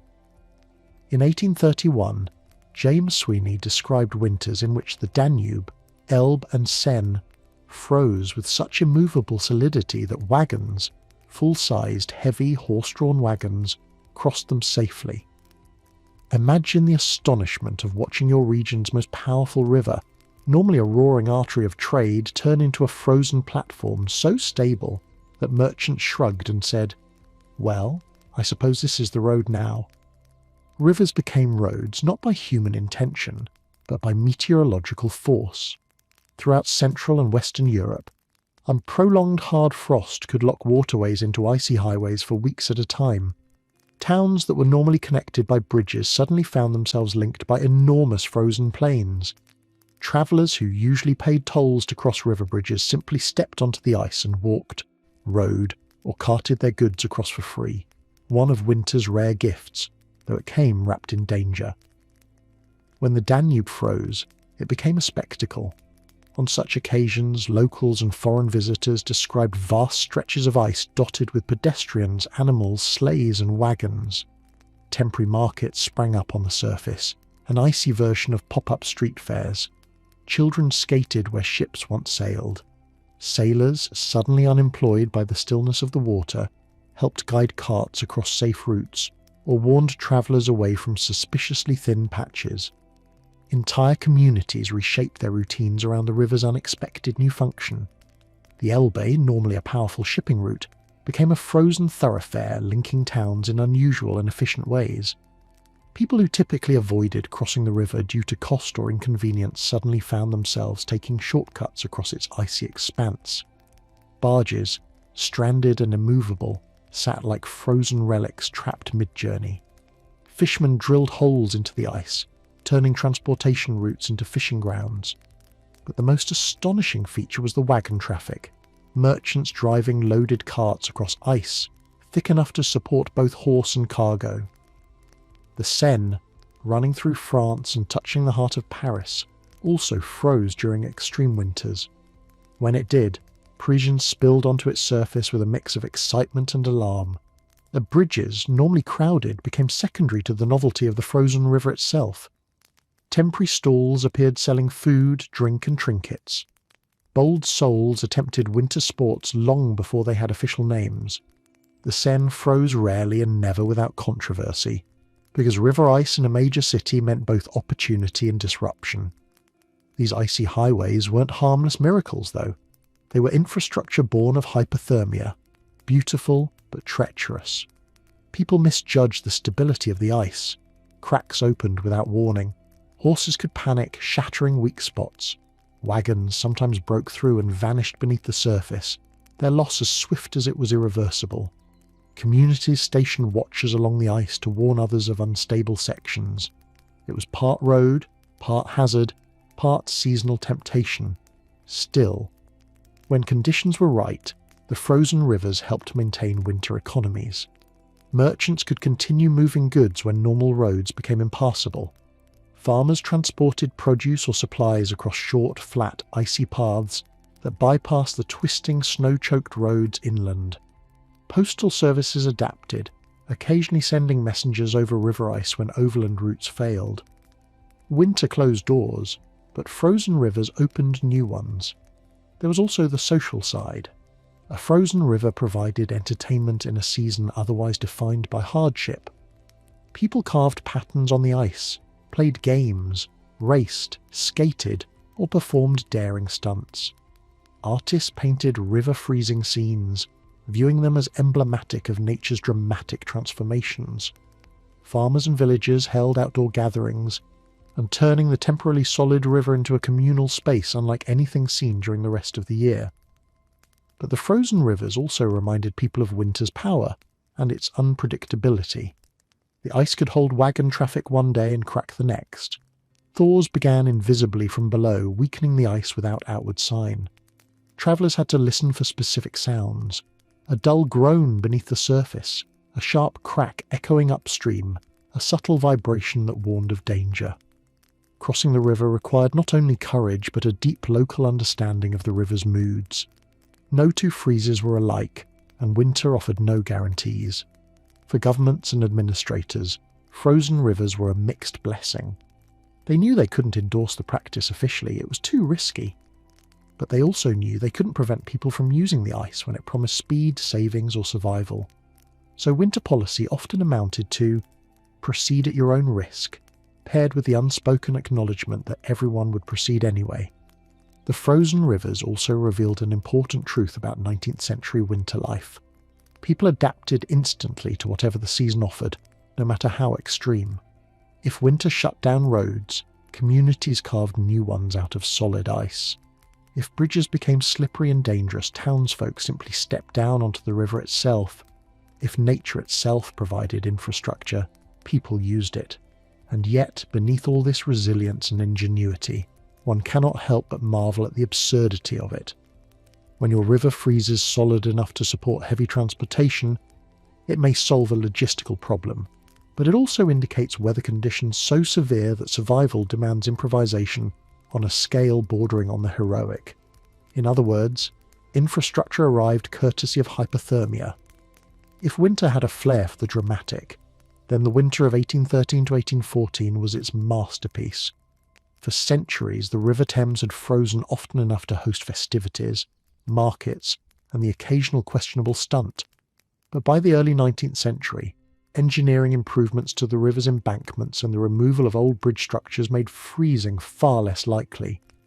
So when the Thames suddenly transformed into a solid sheet of ice at the end of 1813, Londoners reacted with a mixture of awe, excitement, and entrepreneurial enthusiasm, the kind that only appears when nature hands you an unexpected marketplace. The freeze began in late December 1813 and stretched brutally into January 1814, with temperatures plummeting night after night. The cold was relentless. Ice thickened by inches. Boats lay stranded and unmoving. The river surface turned opaque, white, and slowly, unmistakably walkable. At first, only a few brave or foolish souls stepped onto the frozen riverbanks. Then more followed. Then, inevitably, London decided, well, if the river is solid, we might as well throw a festival on it. Thus emerged the Last Frost Fair, a spontaneous winter carnival held from February 1st to 5th, 1814, and destined to become the final and most famous event of its kind. Within hours of the fair's unofficial opening, the ice transformed into a bustling, chaotic, and thoroughly British street scene, except the street was a frozen river, and the possibility of sudden death was part of the ambience. Booths sprang up seemingly overnight. Wooden stalls, makeshift tents, canvas-covered counters, all anchored precariously onto the ice using ropes, stakes, or optimistically sheer confidence. Vendors sold everything imaginable: food, drink, trinkets, printed souvenirs, and even questionable artistic keepsakes claiming to commemorate the historic freeze. Some Londoners, sensing opportunity, lugged roasting equipment onto the ice. Fires burned in iron pans or raised hearths, because what could possibly go wrong with setting open flames directly on a frozen river? Crowds loved it. The scent of sizzling meat drifted through the frosty air, drawing customers like moths to a barbecue held on the world's most dangerous patio. Games appeared too. People skated, danced, raced, and chiselled patterns into the frost. Temporary taverns served gin and ale to customers delighted by the novelty of drinking on the Thames rather than beside it. Artists set up easels. Photographers didn't exist yet, but printmakers did, and they printed thousands of souvenir cards proclaiming the glorious Frost Fair of 1814. Every fairgoer seemed determined not only to attend, but to purchase a reminder that they had stood on a natural wonder that might never happen again. And indeed, it never did. The atmosphere was electric, joy mixed with spectacle, celebration mixed with disbelief. Ordinary life in London was difficult at the best of times. Winter made everything harsher. But this frozen river created a pocket of shared delight in a season normally dominated by worry. People from different classes mingled freely, wandering between stalls, examining curiosities, and marvelling at the world turned suddenly upside down. Yet beneath the merriment lurked danger. The ice varied in thickness from place to place, and crowds tended to gather where the attractions were densest, putting strain on certain areas. The weight of booths, fires, animals, and hundreds of Londoners parading about was precarious. The river groaned, cracks spidered through the surface, ominous sounds drifted beneath the festivities like background percussion. Still, the fair continued. After all, how often does a river freeze solid enough to walk across? Londoners understood risk. They simply chose to ignore it while eating roasted mutton on ice. But the river had its own schedule. On February 5th, temperatures rose, the freeze began to weaken, vendors shuttered their stalls, visitors thinned. Those who remained soon realised the Thames was preparing its final dramatic act. As the ice broke apart, entire sections cracked and separated with terrifying speed. Some stalls collapsed into frigid water. People scrambled to solid ground. A few fell through the ice and drowned, victims of winter's last unforgiving gesture. When the thaw was complete, the Thames resumed its flow, washing away the debris of the frost fair. Tables, signs, splintered wood, ash from extinguished fires, lost shoes, dropped coins, abandoned mugs. Londoners carried the memory with them, but the river left no trace. And as the 19th century progressed, changes to the London Bridge, embankments, and water flow made it nearly impossible for the Thames to freeze so completely again. This made the 1814 Frost Fair both a spectacle and a historical finale, the last time Londoners would stroll across the river as if it were a city street. Later generations would read about it in newspapers and diaries, marvelling at the strangeness of a world in which carnivals formed on ice and vendors considered the middle of a river a perfectly acceptable commercial venue. What truly captures the spirit of the fair is the unshakable entrepreneurial instinct it revealed. The moment winter handed London a frozen surface, people did what they always do. They set up shop. Because in 19th century London the rule was simple. If nature gave you a platform, even a fragile, melting, or unpredictable one, someone would sell souvenirs on it. Or in the humour of the era, if the river froze, people sold souvenirs. The winter of 1829 to 1830 did not simply arrive in Central Europe. It declared dominion, wrapped the region in a glacial fist, and informed every river, road, town, and unfortunate human being that normal life had been suspended until further notice. Modern meteorologists studying the season classify it as one of the most severe winters of the 19th century, but people living through it didn't need scientific confirmation. They watched their landscapes freeze so completely that daily existence felt less like winter and more like an extended act of atmospheric imprisonment. The cold hit early and hit hard. Temperatures dropped and refused to rise, locking the region into a deep freeze that lasted week after agonizing week. Rivers, those vital arteries of commerce and transportation, became wide, icy slabs stretching across Central Europe. The freeze was not decorative, it was absolute. The waterways stiffened into white highways, reducing shipping routes to nothing and silencing harbours that normally pulsed with trade. Barges, rafts and ferries sat trapped midstream like insects caught in amber. Only the ice moved, cracking, shifting, groaning under its own vastness. Transport collapsed almost immediately. Overland travel was difficult enough in ordinary winters, with muddy roads turning solid and rutted. But the winter of 1829 to 30 made movement nearly impossible. Snow piled on roads, blocking passage entirely. Carriages overturned on treacherous surfaces. Horses sank into drifts deeper than their own chests. Roads that connected cities became useless white corridors leading nowhere. Farmers could not reach markets. Traders could not reach customers. Messengers could not reach anybody. Central Europe froze not just physically but economically. With rivers inaccessible and roads immobilized, entire regions became isolated. Villages went weeks without receiving goods. Towns rationed food with grim discipline. In some places, authorities tried to organise emergency sled caravans over the snow, but the cold was so severe that the runners cracked, horses went lame, and provisions froze solid before reaching their destinations. Communities huddled indoors, waiting for news that never came, because winter refused to allow even information to travel. And yet, in a twist only nature could produce, the real catastrophe began after the cold finally loosened its grip. When the first hints of thaw appeared in early spring, relief washed through the region. People opened shutters long sealed against the cold. Rivers showed patches of dark water beneath their ice armour. Birds returned hesitantly. But beneath the fragile warmth lurked disaster. Every winter freeze stores potential energy.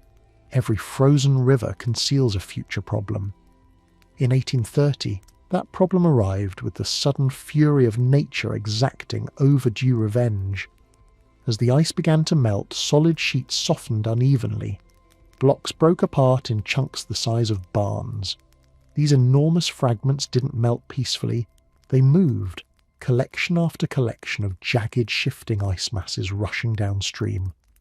Bridges shuddered, embankments trembled.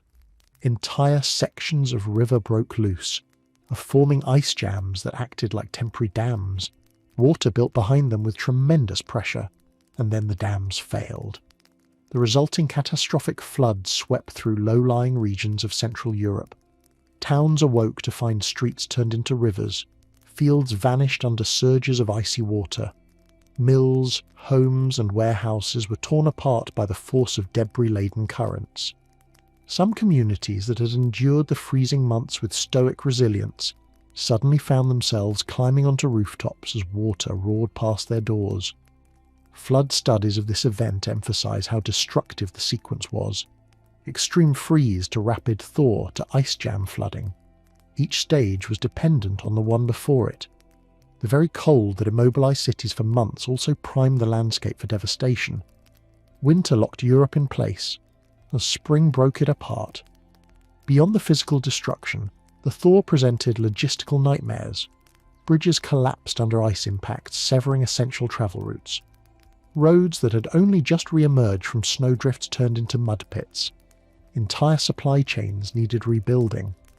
Regional authorities scrambled to coordinate rebuilding efforts, while still coping with the economic paralysis caused by winter's length. But even in this misery, human responses varied from ingenious to desperate. Communities lashed boats together to create makeshift bridges. Mill workers used poles to guide ice chunks away from vulnerable structures. Families carried valuables to attics or hilltops. Some people navigated flooded streets using barrels or wooden doors as rafts. It was in every sense a season that required creativity, not for art, but for survival. And once the chaos settled, Europe was left with a collective memory of a winter that felt like a trial, followed by a spring that felt like a lawsuit. Winter had frozen the continent with incredible thoroughness, but spring delivered the bill, waterlogged, destructive, and impossible to contest. This dual disaster became part of regional lore. Old generations recalled it with the tone usually reserved for mythology, the season when everything froze and the season when everything broke. It shaped perceptions of winter for decades. It reshaped infrastructural planning in many towns. It revealed the vulnerabilities of river-dependent economies. And it stood as a reminder that winter's effects didn't end when the ice melted. They often began. Because if winter in 1829 to 30 immobilized Europe with its severity, and spring completed the devastation by unleashing everything that winter had carefully stored. Put another way, winter froze Europe, spring sued it for damages. Winter in 19th century Europe had a talent for creating misery in layers. It didn't just freeze homes, shut down transport, or sicken entire families. It reached backward in time and sabotaged the year's harvest, ensuring that when the cold finally arrived, it found households already weakened, anxious, and short on options. Winter didn't just consume resources, it exposed every agricultural failure of the previous seasons, turning a bad harvest into a catastrophe and a mediocre harvest into a crisis. To understand this dynamic, Imagine Europe's food system as an interconnected chain held together by fragile links. Farmers grew crops, markets distributed them, and merchants transported them, and families rationed them. Winter snapped multiple links at once. The first break came when crop failures, caused by droughts, blight, storms, or unseasonably early frosts, reduced the amount of food stored for winter in the first place. Rural families grew the majority of their annual supply in just a few short months. A bad summer wasn't inconvenient. It was terrifying. It meant heading into winter with storage bins that looked far emptier than they should. Urban families were even more vulnerable because they didn't produce food, they purchased it. And in cities, shortages revealed themselves rapidly. When crop yields dipped, the price of staples rose. Even modest increases could devastate the working poor, whose wages barely stretched across basic necessities. And bread, the backbone of diets across Europe, became the first product people watched nervously. A small increase in grain prices could mean fewer meals each week. A significant spike could mean hunger setting in before winter even fully arrived. But winter wasn't finished. The second break came when transportation froze. Roads became impassable, rivers sealed under ice, and shipping routes halted. Merchants could no longer bring in grain from regions with better harvests. Local markets were cut off, isolated, and left to compete over whatever limited supply existed. Imports stopped not because they weren't available, but because winter physically blocked them from reaching the people who needed them. This wasn't just a rural problem, it was an urban disaster. Cities were hungry engines that required daily inflows of food. Without steady transport, prices surged with ruthless speed. Bakers stood in awe and horror as the cost of flour rose week after week. Market traders reduced the size of their loaves or increased their prices, sometimes both. Families who once bought bread daily now made one loaf stretch over several days. People invented new recipes that were less creative cuisine, and more things we can chew to trick our stomachs. Europeans at the time described hunger not as a sudden emergency, but as a slow tightening, a creeping pressure that grew harsher with each cold day. Winter didn't knock down doors, it seeped in, quiet and patient. As grain prices rose, the cost of every other food followed. Potatoes, oats, barley, cabbage, and onions all tightened in supply. Meat, already a luxury for the poor, became virtually unobtainable. Milk production dropped as animals struggled to survive the cold. Fresh produce vanished, replaced by storage crops that dwindled dangerously as the season progressed. Urban hunger swelled. Municipal authorities attempted to intervene. Some opened municipal granaries, others purchased grain reserves or subsidized bread. But these efforts varied wildly in effectiveness. A small town might succeed in moderating prices, while a major industrial city could do little but watch tensions rise. Winter hunger wasn't clean. It didn't hit everyone the same way. The poorest starved quietly first. Households with slightly more money reduced meal sizes or began watering down stews. Children were given the most substantial portions. Adults scraped pots clean. Street vendors sold roasted chestnuts one day and vanished the next when their supplies ran out. Families lined up outside markets before dawn, hoping to buy a few handfuls of grain at prices they could still afford. The crisis worsened when livestock suffered. Animals struggled to find fodder, particularly when snow-covered grazing lands or stored feed spoiled. With weak animals producing less milk, hauling less weight, and sometimes dying outright, the food chain weakened further. Poor families lost both nourishment and labour support. Farmers lost their herds, cities lost their supply lines. Winter didn't need to attack people directly. It attacked their animals. In regions heavily dependent on grain imports, hunger took on a sharper edge. Countries or provinces that usually relied on river barges found their supply chains severed for weeks or months. A rural area might survive on stored crops, but a city cut off from its hinterland was stranded. Hunger illuminated the structural vulnerabilities of early industrial Europe. Cities had grown faster than their ability to feed themselves. But even hunger had its own economy. People traded labour for leftover scraps. Bakers sold yesterday's bread for slightly less than today's inflated loaves. Families pawned possessions to buy food, items that would have been unthinkable to sacrifice in luckier seasons. Winter rearranged priorities with brutal clarity. Heirlooms became negotiable, meals became victories. In some cases, local governments attempted price controls. These worked only as long as merchants cooperated, and merchants did not always cooperate. A black market emerged wherever hunger did. Traders might hide grain to drive prices higher, or smuggle it in secret to wealthier customers who could pay more. Hunger made markets predatory. Urban poverty deepened as people wandered streets in search of work that simply didn't exist in winter. Those who earned by the day found themselves choosing between fuel and bread, and often losing both battles. And through it all, winter maintained its polite indifference. Snow fell, temperatures dropped, and hunger tightened its grip one quiet hour at a time. Because in the 1800s, famine didn't need dramatic thunderclaps or apocalyptic storms. It needed only two ingredients, a bad harvest and a long winter.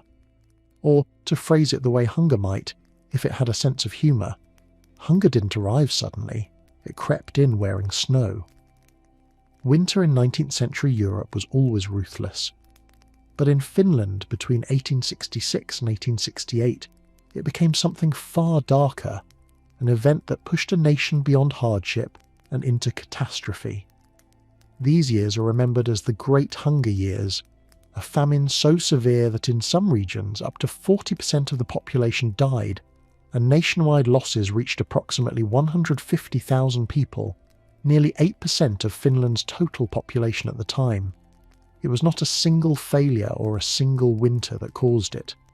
It was the perfect storm of consecutive bad harvests, brutal cold, disease, political strain, and a society that simply didn't have the safety nets to survive two disastrous winters in a row. To understand how winter shaped this tragedy, we have to begin with the harvest of 1866, or rather, the lack of one. Summer rains had drowned crops, delaying growth and encouraging mildew. Fields that usually produced rye, the backbone of the Finnish diet, yielded almost nothing. Potatoes rotted, barley failed. The food that was supposed to carry people through winter simply didn't exist. It wasn't a shortage, it was a void. Then winter arrived early. By late autumn 1866, the ground froze hard. Lakes iced over, snow-blanketed villages before families had time to gather even the meagre remnants of their ruined fields. Where a normal winter might have strained resources, this one crushed them outright. Food stores that should have lasted months ran empty in weeks. Families who normally weathered winter by carefully rationing suddenly realised they had nothing to ration. And when the ice locked the countryside shut, Finland became a trap. Roads disappeared under drifts, transport stalled. Importing grain became nearly impossible. Finland, then a Grand Duchy under the Russian Empire, depended on local harvests far more than Western Europe did. When those harvests failed, there was no international market large or flexible enough to compensate quickly. Winter didn't merely block food, it prevented the nation from asking for help in time. By early 1867, people were starving. Villagers ate bark, lichen, straw, and ground-up pine bark, mixed into makeshift famine bread that was so fibrous it damaged the digestive tract. Some resorted to heating leather and scraping off the softened scraps. Hunger pushed families to wander from parish to parish, searching for relief. They walked through snowstorms for days, only to find that each new village was just as desperate as the last. Relief centres were overwhelmed. Workhouses collapsed under the burden. Local clergy wrote letters begging the government for grain shipments that had been delayed by weather, frozen ports, or bureaucratic hesitation. Then spring arrived, but without mercy. The thaw of 1867 brought floods, which destroyed what little seed grain remained. The summer that followed was cruelly cold. Frosts in August killed young crops before they ripened. Farmers watched their fields fail for the second year in a row, knowing exactly what the next winter would bring. 12 months of starvation had already hollowed communities. Now winter was coming again with nothing to hold it back.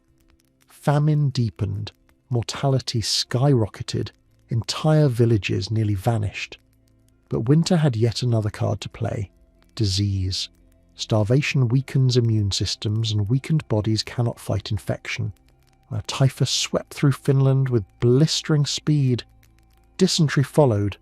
People gathered in overcrowded relief centres, coughing and shivering in unheated rooms, where disease spread like fire.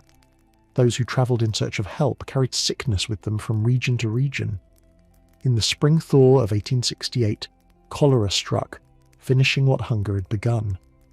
Modern historians are careful to note that the famine was not caused by winter alone.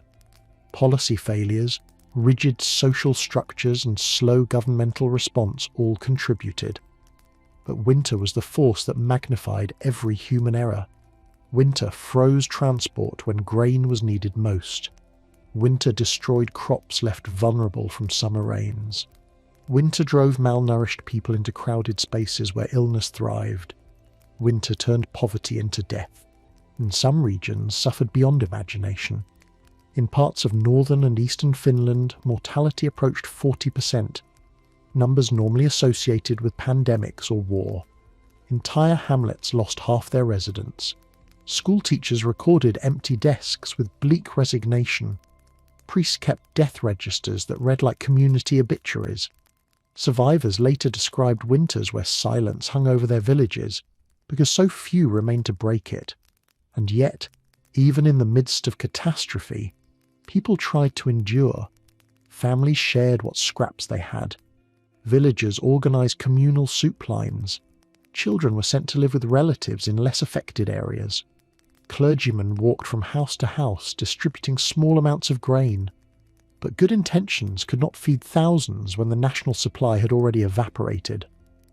By late 1868, relief finally arrived. Grain shipments reached ports, harvests marginally improved, and disease waned. The famine ended, leaving behind a country forever changed. Finland reformed its relief systems, invested in grain reserves, and slowly rebuilt. But the psychological imprint lasted generations. The Hunger Years became a defining national memory, referenced in stories, songs, and family histories long after the snow melted. The tragedy of 1866 to 1868 wasn't that winter tested Finland. It's that 2 winters in a row tested it harder than any nation could withstand. Winter didn't merely challenge survival, it dismantled it. It turned scarcity into crisis, and crisis into catastrophe. What should have been a difficult season became a demographic disaster. Because in this chapter of European history, while winter was not a backdrop or a seasonal inconvenience, winter was the architect of loss. Or, as the humour of this grim era might put it, winter didn't just test survival, it erased it. Winter in 19th century Sweden was never a polite visitor, but during the famine years of the 1860s, it became something closer to a bureaucratic prankster. A season that exposed every weakness in the nation's relief system, and then amplified it for good measure. Few regions illustrate this better than Västerbotten, a northern province where the cold was severe, the distances vast, and the stakes unforgiving. Here, winter wasn't just weather. It was a logistical force that decided whether food would arrive, or whether entire communities would simply starve while officials filled out paperwork. Sweden, like Finland, faced a devastating agricultural crisis in 1867 to 1868, and the government attempted to respond with large-scale grain relief shipments. On paper, the numbers seemed impressive. Västerbotten alone was allocated 147,676 barrels of grain for its population of fewer than 90,000 people. If those barrels had magically appeared in every village, Finland's northern neighbour might have escaped the worst of the famine. But winter had other ideas. Grain does not teleport, it travels. And in Västerbotten, travel meant traversing hundreds of kilometres of icy rivers, snow-choked roads, frozen forests, and sparsely populated wilderness. Even in ideal conditions, it was hard to move freight across northern Sweden. In famine conditions, when urgency was high, Snow was deep, and temperatures dropped low enough to freeze wagon axles. It became a nightmare. Swedish officials planned the relief effort meticulously on paper. They created distribution routes, assigned delivery quotas, issued official orders, and scheduled shipment timetables. The problem was that paper plans did not acknowledge the reality of Swedish winter. Reports travelled swiftly along telegraph lines. Grain did not. Bureaucratic correspondence moved from Stockholm to regional offices at a perfectly respectable pace. Food crawled behind it like a frozen afterthought. This disconnect became fatal. Grain shipments moving north were repeatedly delayed by ice-blocked waterways, impassable cart tracks, and blizzards that shut down movement for days or even weeks. Caravans were forced to turn back. Sledges overturned. Horses perished. In some cases, barrels arrived partially frozen or damaged, the food inside spoiled beyond use. And every delay tightened the noose on communities already living at the edge of starvation. The Swedish government tried to adapt. They redirected shipments to coastal ports, only to discover that winter had frozen those too. They attempted inland routes, but snowdrifts swallowed wagons like pits. They issued new instructions, at length, and with impeccable penmanship. But instructions do not feed people. Villagers waited for relief with dwindling hope, staring down roads where no sledges appeared, no matter how many times someone claimed they were on their way. Meanwhile, a bitter controversy simmered in the background. Sweden continued to export grain even as famine ravaged its northern regions. The southern provinces, with comparatively better harvests and stronger commercial ties, maintained export contracts with foreign markets. To cancel these would have disrupted Sweden's reputation and income, so grain left the country while starving Swedes prayed for food to arrive from Stockholm. The symbolism was inescapable. Grain was flowing out of Sweden faster than it moved within Sweden. Local newspapers and clergy protested. Regional governors pleaded with the central government for more decisive intervention. Communities accused officials of valuing paperwork over people. And while the debate escalated, the famine deepened. The Västerbotten shipments became a case study in logistical fragility. Grain was available. Grain was allocated. Grain was promised. But grain did not arrive in time. The landscape itself acted like a bureaucratic filter, slowing everything down, refusing to allow efficiency, and punishing any assumption that southern planning could easily translate into northern execution. Relief stations, set up to distribute food once it arrived, faced their own challenges. Some received too much grain at once and lacked storage. Others received none for weeks. A few received deliveries so late that the famine had already claimed the people they were meant to help. Winter's timing was cruel. It ensured that miscalculations became tragedies rather than inconveniences. At the village level, survival strategies grew grim. Families wandered toward coastal towns, hoping that grain shipments might land there first. Parents sent children to wealthier relatives far to the south. Villagers broke apart furniture to trade for food in local markets that were themselves running out of stock.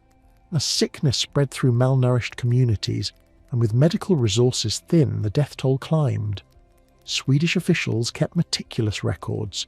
They documented quantities shipped, barrels allocated, deliveries processed, and letters exchanged. They tracked everything except whether the system actually worked in real time for the people who needed it most. And this is where the historical tragedy reveals its bitter humour. The paperwork often travelled faster than the grain it described. There is an almost tragic theatricality to the image of a starving village receiving a letter, assuring them that relief shipments were scheduled, processed, documented, approved, and en route, while the wagon carrying the food sat immobilised in a snowdrift halfway across the province. When the famine finally broke in 1868, it was due less to logistical triumph than to the arrival of spring and a desperately needed improvement in the harvest. The Swedish government made reforms in the years that followed, strengthening relief systems, rethinking transportation infrastructure, and building greater grain reserves. But the memory of those winters lingered. Västerbotten in particular remembered how close the region had come to catastrophe, not because grain didn't exist, but because winter made sure it couldn't reach the people who desperately needed it. Sweden's famine history is often overshadowed by Finland's more devastating losses, but the lesson is the same. Winter doesn't just test food systems, it tests everything: infrastructure, bureaucracy, political will, and human endurance. And in 1860s Sweden, a winter proved that even the best planned relief effort can collapse when the season itself refuses to cooperate. Put another way, paperwork travelled faster than food. Some winters arrive suddenly, others arrive impolitely. But the winter of 1879 to 1880 did something far more dramatic. It arrived, sat down comfortably, and refused to leave. Europe remembers it not because it produced the single coldest day on record, but because it produced a relentless, unbroken season of cold, a slow-moving meteorological siege that stretched from autumn into spring like a glacier sliding across the calendar. Modern climate historians and meteorologists still study the winter of 1879 to 80 because of its unusual persistence. It wasn't defined by a single catastrophic storm or a brief plunge in temperature. Instead, it delivered sustained cold across Western and Central Europe, month after unforgiving month, with barely a thaw to break the monotony. It was winter as an occupation force, setting up camp in November and only reluctantly releasing its grip sometime in April. The trouble began early. November 1879 arrived with temperatures already several degrees below average. Frost gripped the ground before many towns had stored their winter supplies. Rivers crusted over prematurely. Farmers, expecting a few more weeks of workable weather, were caught off guard when the cold hardened the soil, early enough to ruin late root harvests. This meant families began the winter with less food and more anxiety than usual. December brought no relief, and temperature records from the period show ice days, days where the temperature never rose above freezing, stacking up like dominoes. In England, France, the Low Countries and Germany, frost settled into a routine. Mornings began below freezing, afternoons stayed below freezing, and nights dipped into punishing cold. People became accustomed to waking up to frost glazing their bed linens and the sound of ice cracking in their wash basins. By January 1880, even newspapers accustomed to sensational winter reporting began using language that bordered on alarm. Reports described frozen canals in the Netherlands so solid that entire communities travelled by skates for weeks at a time. In Paris, fountains froze entirely, not just the surface but the water deep inside, creating enormous ice sculptures that became accidental attractions. And coal consumption soared, and coal shortages followed, leaving poorer families to burn whatever they could find. Meanwhile, the wealthy complained that their conservatories, those prideful display rooms for tropical plants, were losing battles against frost even with constant heating. For the working poor, the prolonged cold created a perfect storm of hardship. Seasonal labourers were out of work not for weeks but for months. Cost of living soared, fuel prices climbed, food prices followed. Charities and municipal relief systems strained under demand. The cold didn't come in catastrophic waves.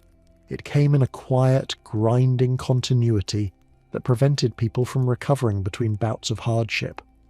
Rivers continued freezing deeper. The Rhine, Seine, Thames and numerous canals became thick ice lanes for far longer than usual. Even major ports saw ice formations that interfered with shipping. In Belgium, coal shipments stalled when barges were immobilised.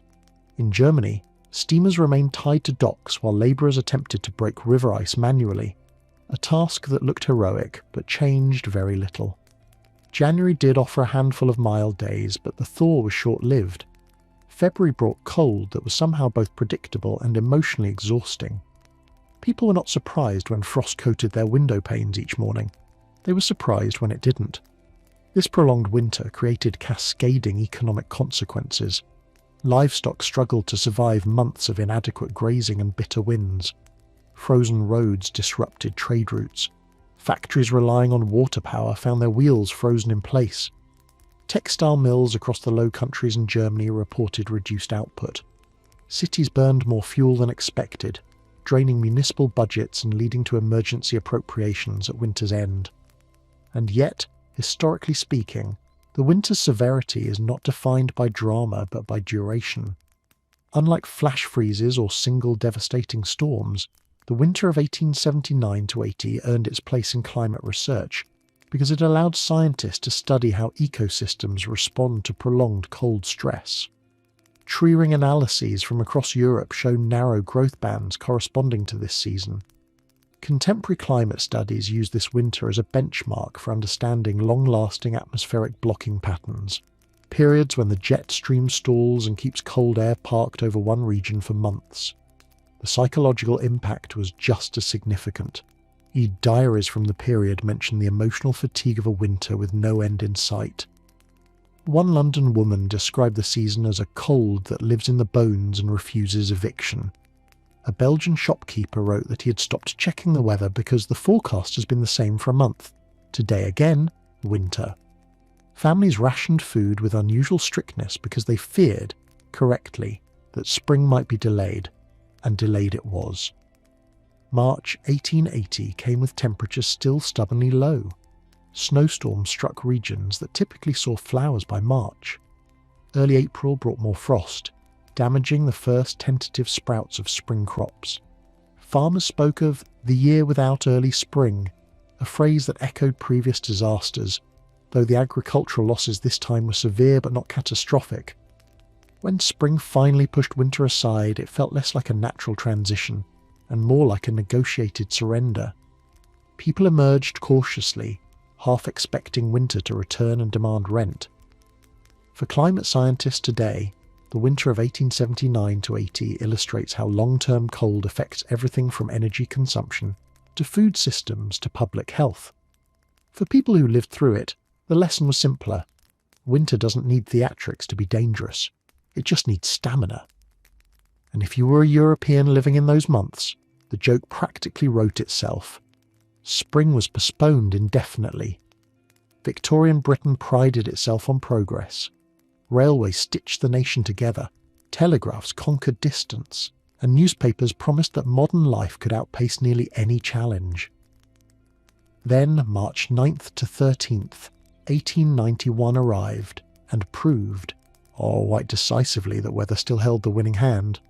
The Great Blizzard of 1891 struck with such ferocity that even the most confident Victorians had to admit nature could still shut the country down whenever it pleased. The storm barreled into the West Country first, hammering Cornwall, Devon, Dorset, and parts of Wales with winds strong enough to topple trees, tear the roofs from houses, and shred telegraph lines like strings of wet cotton. Snow fell in thick, blinding sheets. Drifts grew taller by the hour, eventually reaching shocking heights, some up to 15 feet, swallowing roads, walls, and even entire cottages. Travellers disappeared into the whiteness. Footpaths ceased to exist. Horses refused to move through the drifts, and even the strongest carts couldn't push through the narrowing tunnels carved by desperate villagers. Though Britain had endured harsh winters before, nothing prepared its people for the combination of snow, wind, and devastating maritime casualties that defined this blizzard. Winds along the southwest coast reached hurricane force. Ships were driven onto rocks, dashed against harbour walls, or simply vanished. In total, approximately 200 people died, some in their homes, many on the roads, and a heartbreaking number at sea. More than 6,000 animals perished as well. Horses, sheep, and cattle caught in the storm, buried alive or frozen where they stood. Railway companies were among the first to realise how outmatched they were. Snowdrifts blocked tracks so thoroughly that trains became stranded in the countryside for days. One famous incident involved the North Cornwall Railway, where an entire train was swallowed by snow so deep that passengers reportedly tried to dig themselves out using tea trays and walking sticks. Meanwhile, railway workers fought to clear lines using shovels, ploughs, and sheer Victorian optimism. None of it worked. Snow fell faster than they could remove it, and wind instantly blew the cleared drifts back into place. Telegraph lines suffered similar defeat. Poles snapped under the weight of ice. Wires disappeared into snowbanks. Communication across large parts of Western Britain collapsed. Towns sent messengers on foot, an absurd necessity in a nation that had spent decades celebrating instant telegrams as the pinnacle of modern efficiency. Britain's cutting-edge technology lasted about 3 minutes against the blizzard's full force. On the coasts, conditions were even worse. The gale drove more than a dozen ships aground within a single night. Lifeboat crews attempted rescues, braving waves that rose like walls and winds that tore oars from their hands. In the town of Lynmouth, a lifeboat was hauled for miles overland, over hills, hedges, and frozen ground.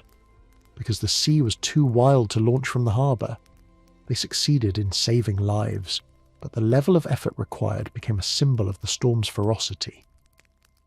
Across rural regions, families huddled inside, listening to the storm batter their walls. Many cottages had fires that barely survived the constant influx of wind. Chimneys belched smoke back into rooms when gusts forced downdrafts through the flues. Villagers dug tunnels through snow to reach barns or outhouses. Farmers spent entire nights rescuing livestock trapped beneath collapsing drifts. Some animals suffocated before help arrived. Others died from the cold even after being freed. In towns, people opened their doors in the morning to find walls of snow blocking their entryways. Bakers couldn't fire their ovens. Milk carts never arrived. Schools closed. Churches closed. Entire communities sat in enforced isolation for days, living off whatever food they had stored. Even the post, proud symbol of Victorian reliability, halted. Letters piled up. Deliveries ceased. The country felt for a moment like it had slipped backward in time, and yet the human response to disaster contained moments of ingenuity and stubborn determination. Neighbours dug each other out. Farmers shared grain, firewood, and shelter with families whose supplies had run out. Railway workers formed chains to haul stranded passengers to safety. Villagers led horses through snow tunnels to rescue people stuck on the roads. Rescue parties fought through drifts taller than men, using poles to probe for buried travellers. When the storm finally ended on March 13th, Britain emerged into a world that looked unfamiliar, white, silent, and devastated. As the snow melted, the full extent of the destruction became painfully clear. Telegraph crews worked day and night to reconnect towns. Railway companies calculated repair costs that soared into the tens of thousands of pounds. Farmers counted animals lost, many realising they had no hope of financial recovery. Entire coastal communities mourned sailors who never returned. Newspapers quickly transformed the blizzard into public debate. Some demanded better emergency planning. Others criticised shipping companies for allowing vessels to sail despite warnings. Many pointed out, correctly, that wealthier districts had weathered the storm more easily, while poorer rural regions faced devastation with little government support. The blizzard exposed the fragility of Victorian infrastructure, showing just how easily a natural disaster could overpower a nation that believed itself increasingly invincible. For scientists, the 1891 blizzard became a case study in extreme maritime storms, atmospheric instability, and the deadly consequences of rapid pressure drops. For ordinary Victorians, it became a reminder that no amount of progress could fully tame nature. And for the British sense of humour, it became a story with a clear punchline. Victorian Britain discovered weather could win, if winter were a houseguest. The winter of 1894 to 1895 was the kind who arrived early, refused to remove its boots, ate all the bread, and then declined to leave even after you pointedly mentioned the time. Stretching from December 27th, 1894 to March 6th, 1895, Britain endured 70 consecutive days of frost, an unbroken freeze so relentless that it appears in Simons's meteorological magazine as one of the most remarkable cold spells of the 19th century. For 70 days, the country lived inside a freezer. The frost didn't spike or fluctuate dramatically. Instead, it settled into a steady, bone-deep presence, reshaping daily life through accumulation rather than shock. Unlike blizzards or singular catastrophic events, the winter of 1894 to 95 drained communities with quiet persistence. Each day added a little more strain, a little more difficulty, a little more fear that the cold wasn't merely visiting, it was moving in permanently. The freeze landed at a moment when Britain prided itself on industrial sophistication, but winter cared very little for steam power or national confidence. Temperatures fell on December 27th and then simply refused to rise again. Days that should have thawed remained stubbornly below freezing. Nights grew colder still, turning ponds, canals, and even sections of rivers into glittering sheets of immovable ice. Across the countryside, farmers watched anxiously as frost penetrated deeper into soil. By early January, the ground was frozen so hard that ploughing became impossible. Winter wheat struggled. Vegetables left in fields for late harvest froze solid, cracking like glass when touched. The agricultural cycle faltered, setting off rumblings of concern in rural markets. If spring arrived late, or if the frost continued, there would be serious consequences. Urban life was no better. Cities entered a strange and uncomfortable rhythm. Each morning, residents awoke to icy windows and frozen pipes. Households kept fires burning constantly, racing to stay ahead of the cold. Fuel use skyrocketed, and so did fuel prices. The poor, who had hoped for a mild season, found themselves scraping together coins for coal that cost more every week. Charitable organisations expanded their winter efforts, distributing blankets, soup and firewood to families who were beginning to buckle under the weight of the extended freeze. Transportation suffered too. Horse-drawn carts struggled on icy cobblestones, their horses slipping with every step. Accidents grew common. Trains experienced delays as icy rails forced slower speeds. Canals, which had been reliable transport routes for goods, froze thick enough to halt shipping entirely. Barges sat imprisoned under inches of hard ice, their crews waiting helplessly for weather warm enough to free them. But the miracle and misery of the 70-day frost was that even as Britain slowed, recreation flourished. The freeze was long enough to create an era of accidental winter tourism. Frozen ponds became skating grounds. Rivers turned into makeshift playgrounds. Newspaper sketches show well-dressed Victorians gliding across ice, surrounded by cheering crowds. In London, the Serpentine hosted thousands of skaters, some talented, many ambitious, and a few who discovered loudly that frozen water is not especially forgiving. Across the country, entire communities embraced the novelty of ice thick enough to support crowds. Fishing villages that normally feared winter storms found themselves hosting skating races. Country estates opened their frozen lakes to the public. The long, stable freeze allowed Britain to indulge in the kind of winter activities usually reserved for continental Europe. It was festive, right up until someone fell through thin ice at the edges, an increasingly common hazard as the freeze stretched on and the ice became layered with snow. Yet beneath the winter cheer, the prolonged frost created deeper problems.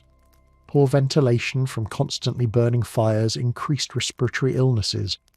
Doctors noted an uptick in cases of bronchitis and pneumonia, conditions already worsened by winter smoke and dampness. Families who relied on day labour found themselves unemployed if the freeze halted outdoor work. Street vendors saw business decline as people avoided standing still in the cold for more than a few minutes. The frost was beautiful, but it was oppressive. Some regions experienced what historians now call ice famine, a paradoxical shortage of accessible fresh water because wells and pumps froze. Households melted snow for drinking water, discovering quickly that snow, despite its appearance, yields surprisingly little liquid when melted. Laundry routines collapsed, hygiene suffered, cooking became difficult when water had to be coaxed from snowdrifts. Despite the national struggle, the frost kept going. January passed, February arrived, temperatures dipped again. People began muttering that winter had forgotten to check its calendar. Many newspapers published jokes about the season applying for permanent residency. Even Simon's meteorological magazine remarked on the bizarre endurance of the cold, noting that such a consistent freeze had few precedents. When March 6th, 1895 finally broke the streak, it was not with a triumphant thaw, but with a faint, almost apologetic rise in temperature. a slight warming that allowed frost to lift in a few scattered regions. It wasn't spring yet, not truly, but it was a start, and after 70 days of ice, a start was enough. The long frost left behind a mixed legacy. For some, it was remembered as the most picturesque winter of their lives, filled with skating parties and dazzling landscapes. For others, particularly the poor, it was a season of deprivation, cold rooms, empty coal scuttles, and endless scraping for survival. Lead climate scientists later used the event as a benchmark for studying the effects of prolonged freezes on European weather patterns, agricultural resilience, and human adaptability. To those who lived through it, the lesson was simple. Winter is not dangerous only when it is fierce. It is also dangerous when it refuses to end. Or, as one Victorian humorist might have put it, winter forgot when to leave. Winter in 19th century Europe was always a test of endurance, but for the poor, it came with an additional obstacle, one that couldn't be shoveled, burned, or prayed away. It was the obstacle with the sharpest teeth and the slowest movements: bureaucracy. If cold tried to kill you quickly, bureaucracy tried to kill you slowly. Survival often depended not on warmth or fuel, but on forms, signatures, eligibility requirements, and the ability to navigate systems that treated desperation as something that needed verification before assistance could be considered. Across Britain and much of Europe, winter relief operated through overlapping networks of parishes, municipal boards, charitable societies, and poor law unions. On paper, these organisations existed to distribute resources, coal, bread, money, or shelter, to those who needed them. In practice, they often distributed paperwork, suspicion, and waiting times long enough to freeze your optimism solid. Eligibility rules governed everything. A widow with children needed to prove widowhood. A labourer needed to demonstrate unemployment wasn't due to idleness. A sick man needed documentation signed by a doctor who might live 5 miles away. 5 miles you had to walk because winter made roads impassable, and you couldn't afford a horse. Even something as simple as receiving a loaf of relief bread could require a referral slip, a stamped form, and the approval of a clerk who was convinced at least half the applicants were lying. Winter exposed the cracks in these systems with brutal clarity. Needs increased sharply: fuel shortages, frozen wages, illness, crop failures, and transport shutdowns all meant more people turning to relief. But bureaucratic capacity did not increase with it. Offices remained understaffed. Clerks were overworked. Records overflowed. Waiting rooms filled with shivering families whose breath frosted on their own paperwork. Delays were not just inconvenient, they were lethal. When temperatures were well below freezing, a delay of a week could determine whether a family burned fuel, burned furniture, or simply sat in the cold until sickness arrived. A delay of a month could mean eviction, starvation, or death. Charitable organisations tried to fill the gaps, but even charities sometimes required documentation. A family had to prove they weren't receiving support elsewhere. They had to demonstrate moral worthiness, sobriety, good character, church attendance. Winter demanded obedience, not just from the weather, but from human behaviour. Relief wasn't a right, it was a conditional privilege. In cities, the poor stood in long lines outside distribution centres, lines so long they wound through streets and alleys. People stamped their feet to stay warm. Babies cried inside blankets. Elderly applicants leaned on walking sticks that trembled with both cold and frustration. Sometimes the line froze before the people did. Relief offices closed for the day while dozens remained outside waiting for their turn. Rural areas faced a different nightmare. Travelling to the relief office could mean walking several miles through snowdrifts or across icy ground. If you didn't arrive before closing, and closing hours were early, you had to return another day, burning calories you couldn't spare. Some parishes required applicants to visit in person multiple times to verify need. Winter transformed these trips into trials of endurance, in measuring a person's worthiness by their ability to survive the process. It wasn't just Britain. Across continental Europe, municipalities had their own paperwork-heavy relief systems. Austria-Hungary required residence permits to receive local assistance. Losing your documentation meant losing eligibility. France relied on commune-level oversight, where applications moved up chains of officials who each needed to sign off.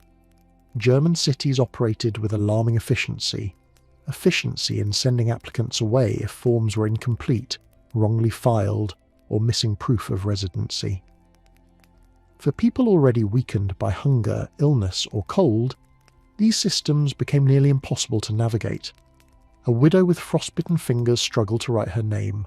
A labourer sick with bronchitis couldn't stand in line for hours.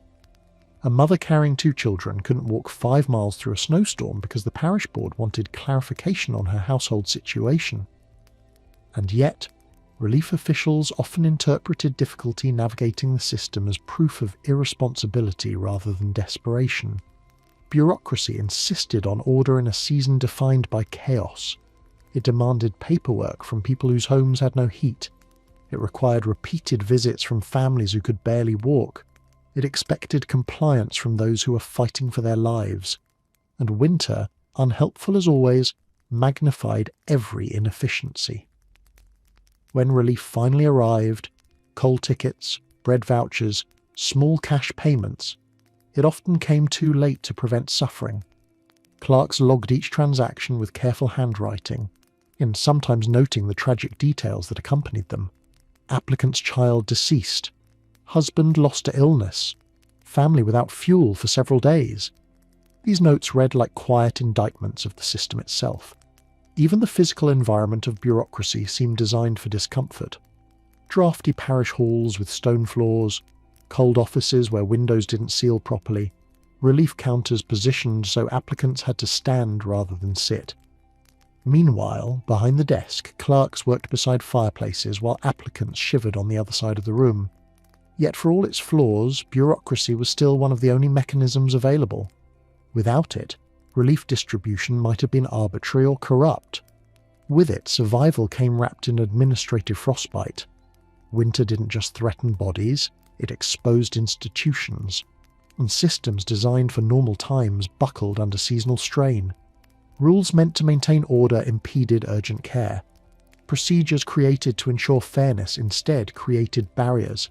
And so, the humour of this chapter lands with grim accuracy. In a season when cold moved fast, the bureaucracy moved slower. People did not freeze because they failed to seek help. They froze because help required navigating paperwork that did not acknowledge winter at all. Or, as the poor of the 19th century might have said while shivering in line, you didn't freeze faster, you froze in line. Winter in 19th century Europe didn't just alter the landscape, it altered the people living in it. It reshaped expectations, rewired habits, and rewrote the rules of daily life.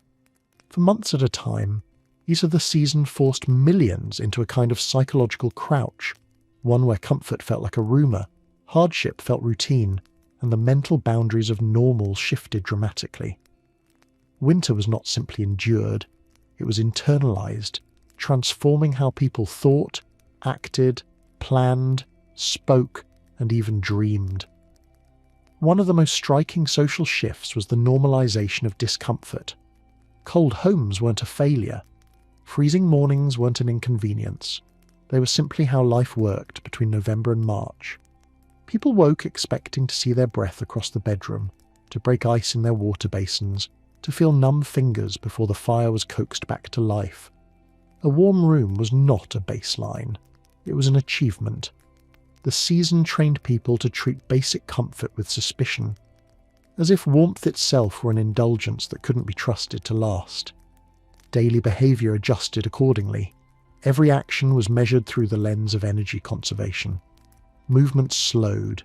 Tasks were consolidated. Trips outdoors were evaluated with military precision. Do you really need to?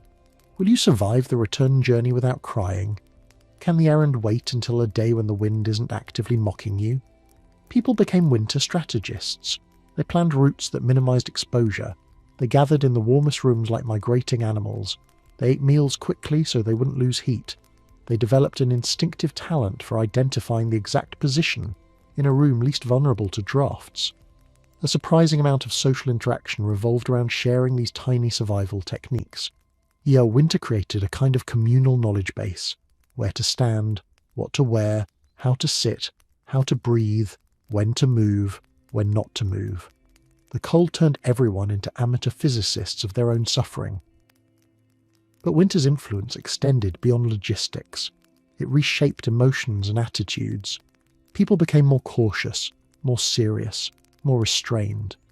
Humour darkened, patience thinned, tempers shortened.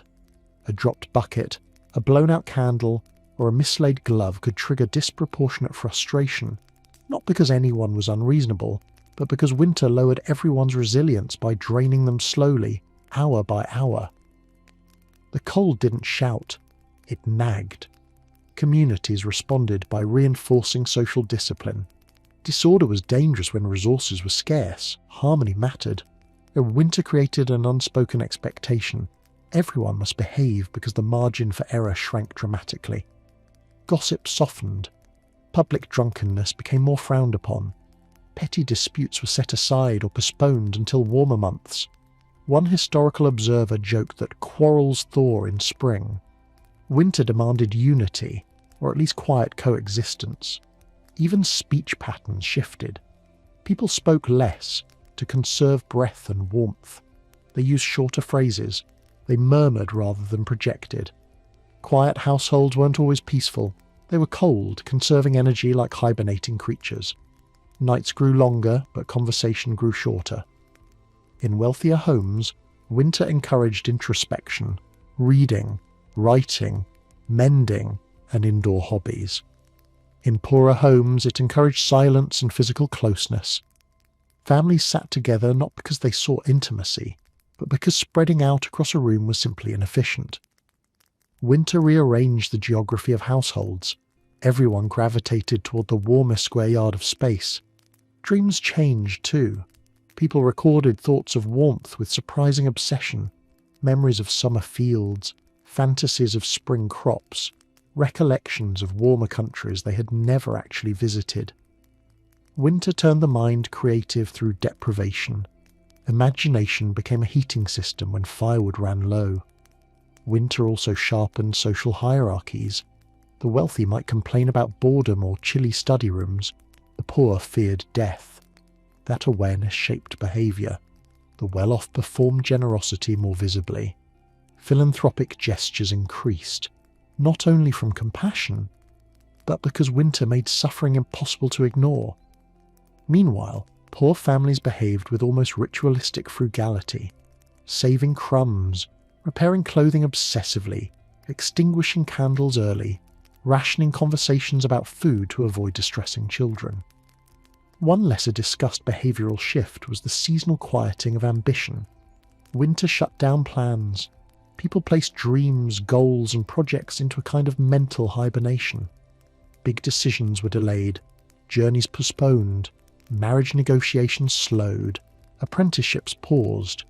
Winter wasn't just cold, it was culturally inert. It told people, survive now, resume living later. Psychologically, this created an odd duality. People accepted difficulty with stoic resignation, yet remained remarkably hopeful about the return of spring. Winter taught both practicality and endurance. Daily suffering coexisted with long-term optimism. It was perhaps the most emotionally complex season, oppressive yet predictable, demoralizing yet temporary. And above all, winter demanded adaptability. People became experts in the art of making do. They extended the life of candles by trimming wicks carefully. They kept warm by hanging curtains over doors. They patched garments again and again until the original fabric barely existed. They told reassuring stories to keep children from panicking during storms. Winter taught improvisation long before it became a modern virtue. In the end, winter's behavioural impact was not merely physical survival. It was psychological reshaping. The season forced communities to redefine normal, to accept hardship as a seasonal personality trait, and to adjust their expectations of comfort, time, and emotional expression. Winter didn't care about human routines, so humans changed their routines to accommodate winter. And once you alter your expectations deeply enough, something funny happens.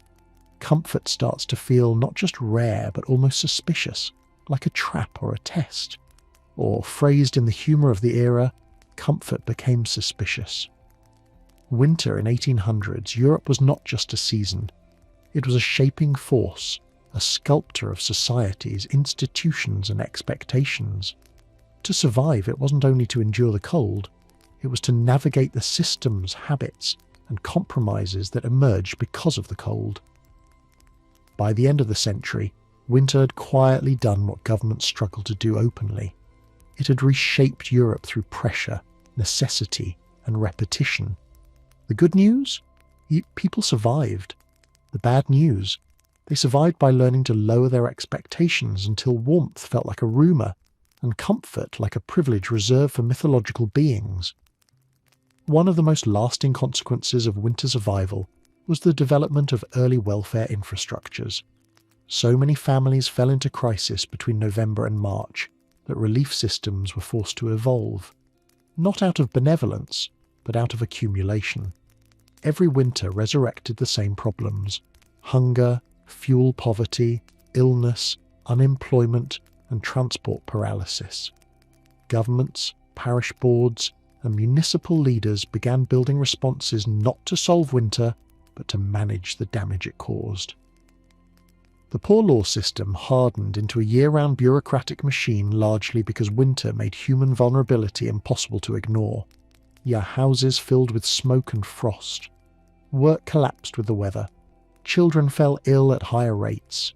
Relief offices saw surges so predictable they could build their budgets around them. Over time, the sheer regularity of seasonal suffering forced institutions to standardize responses. Winter did not inspire compassion, it inspired administration. Housing also began to change. Throughout the 19th century, reformers, inspectors, and public health advocates continually pointed to the same winter realities. Overcrowded rooms with drafty walls led to sickness. Poor quality roofs collapsed under snow. Uninsulated stone walls trapped dampness that caused respiratory problems. Though improvements were slow and uneven, the push for better urban housing stock was deeply tied to winter mortality rates, and Europe did not wake up one day and decide to build warmer homes. It was dragged toward that conclusion by decades of cold seasons that made bad construction lethal. Fuel policies grew out of the same pressure. Fuel poverty, once considered a moral failing, became recognised as a structural issue. Cities experimented with coal distribution programs, price controls, and municipal fuel depots. Rural communities organised collective wood-gathering networks. Charities distributed coal tickets every winter because the alternative was seeing families freeze in the dark. The cold, more than politics, forced Europe to acknowledge that warmth wasn't simply a commodity. It was a necessity, unevenly accessible and socially meaningful. Labour expectations also shifted. Winter made clear that employment for the working poor was unstable, seasonal, and vulnerable to forces far beyond individual control. Factories shut down when rivers froze. Construction halted when frost hardened the ground. Agricultural workers starved when harvests failed. Winter's disruption created the early groundwork for discussions about unemployment relief, workers' protections, and the need for a social safety net. It wasn't ideology that sparked these conversations, it was weather. On a cultural level, winter shaped how Europeans viewed endurance. Generation after generation internalized the idea that life between December and March was supposed to be lean, austere, and challenging. Hardship was not a surprise, it was a season. People didn't simply prepare for winter, they braced for it. They told stories of past freezes, past shortages, past storms. Winter became both a shared memory and a shared identity.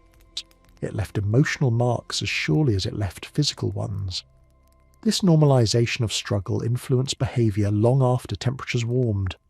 Conservatism in spending, meticulous saving of food, frugality in fuel usage, and caution in planning all stemmed from the knowledge that winter would return and demand sacrifices. Survival wasn't built on optimism, It was built on anticipation of difficulty. And yet, for all its brutality, winter forged systems of mutual aid as well. Neighbours helped neighbours because isolation in cold months was dangerous. Villages supported widows and the elderly because winter did not tolerate weakness. Cities developed networks of volunteers, soup kitchens and religious societies that formed the beginnings of modern social work. Winter didn't just test communities, it forced them to function. By the late 19th century, industrialisation and urbanisation brought new challenges, but winter remained Europe's uninvited consultant, reshaping everything from heating technologies to transportation design. Frost-resistant pipes, improved chimneys, enclosed stoves, coal-burning efficiency standards, even rail timetables were modified in acknowledgement that winter ran its own schedule, indifferent to human ambition. And as the century turned, Europe slowly transitioned into a world where warmth became less precarious. Homes improved, fuel became more accessible, medicine advanced, relief systems matured. The cold did not disappear, but its dominion weakened. Modern comfort, central heating, insulated walls, steady food supplies, reliable transport was built on a foundation created by centuries of winter-driven resilience. Winter forced Europe to innovate, it forced Europe to organise, it forced Europe to plan. In a very real sense, the modern world exists because the old one spent so long shivering. So the good news? You survived winter in 1800s Europe. The bad news? You did it by never expecting warmth. Because survival then didn't mean beating the cold. It meant mastering the art of lowering your expectations until the cold stopped noticing you at all.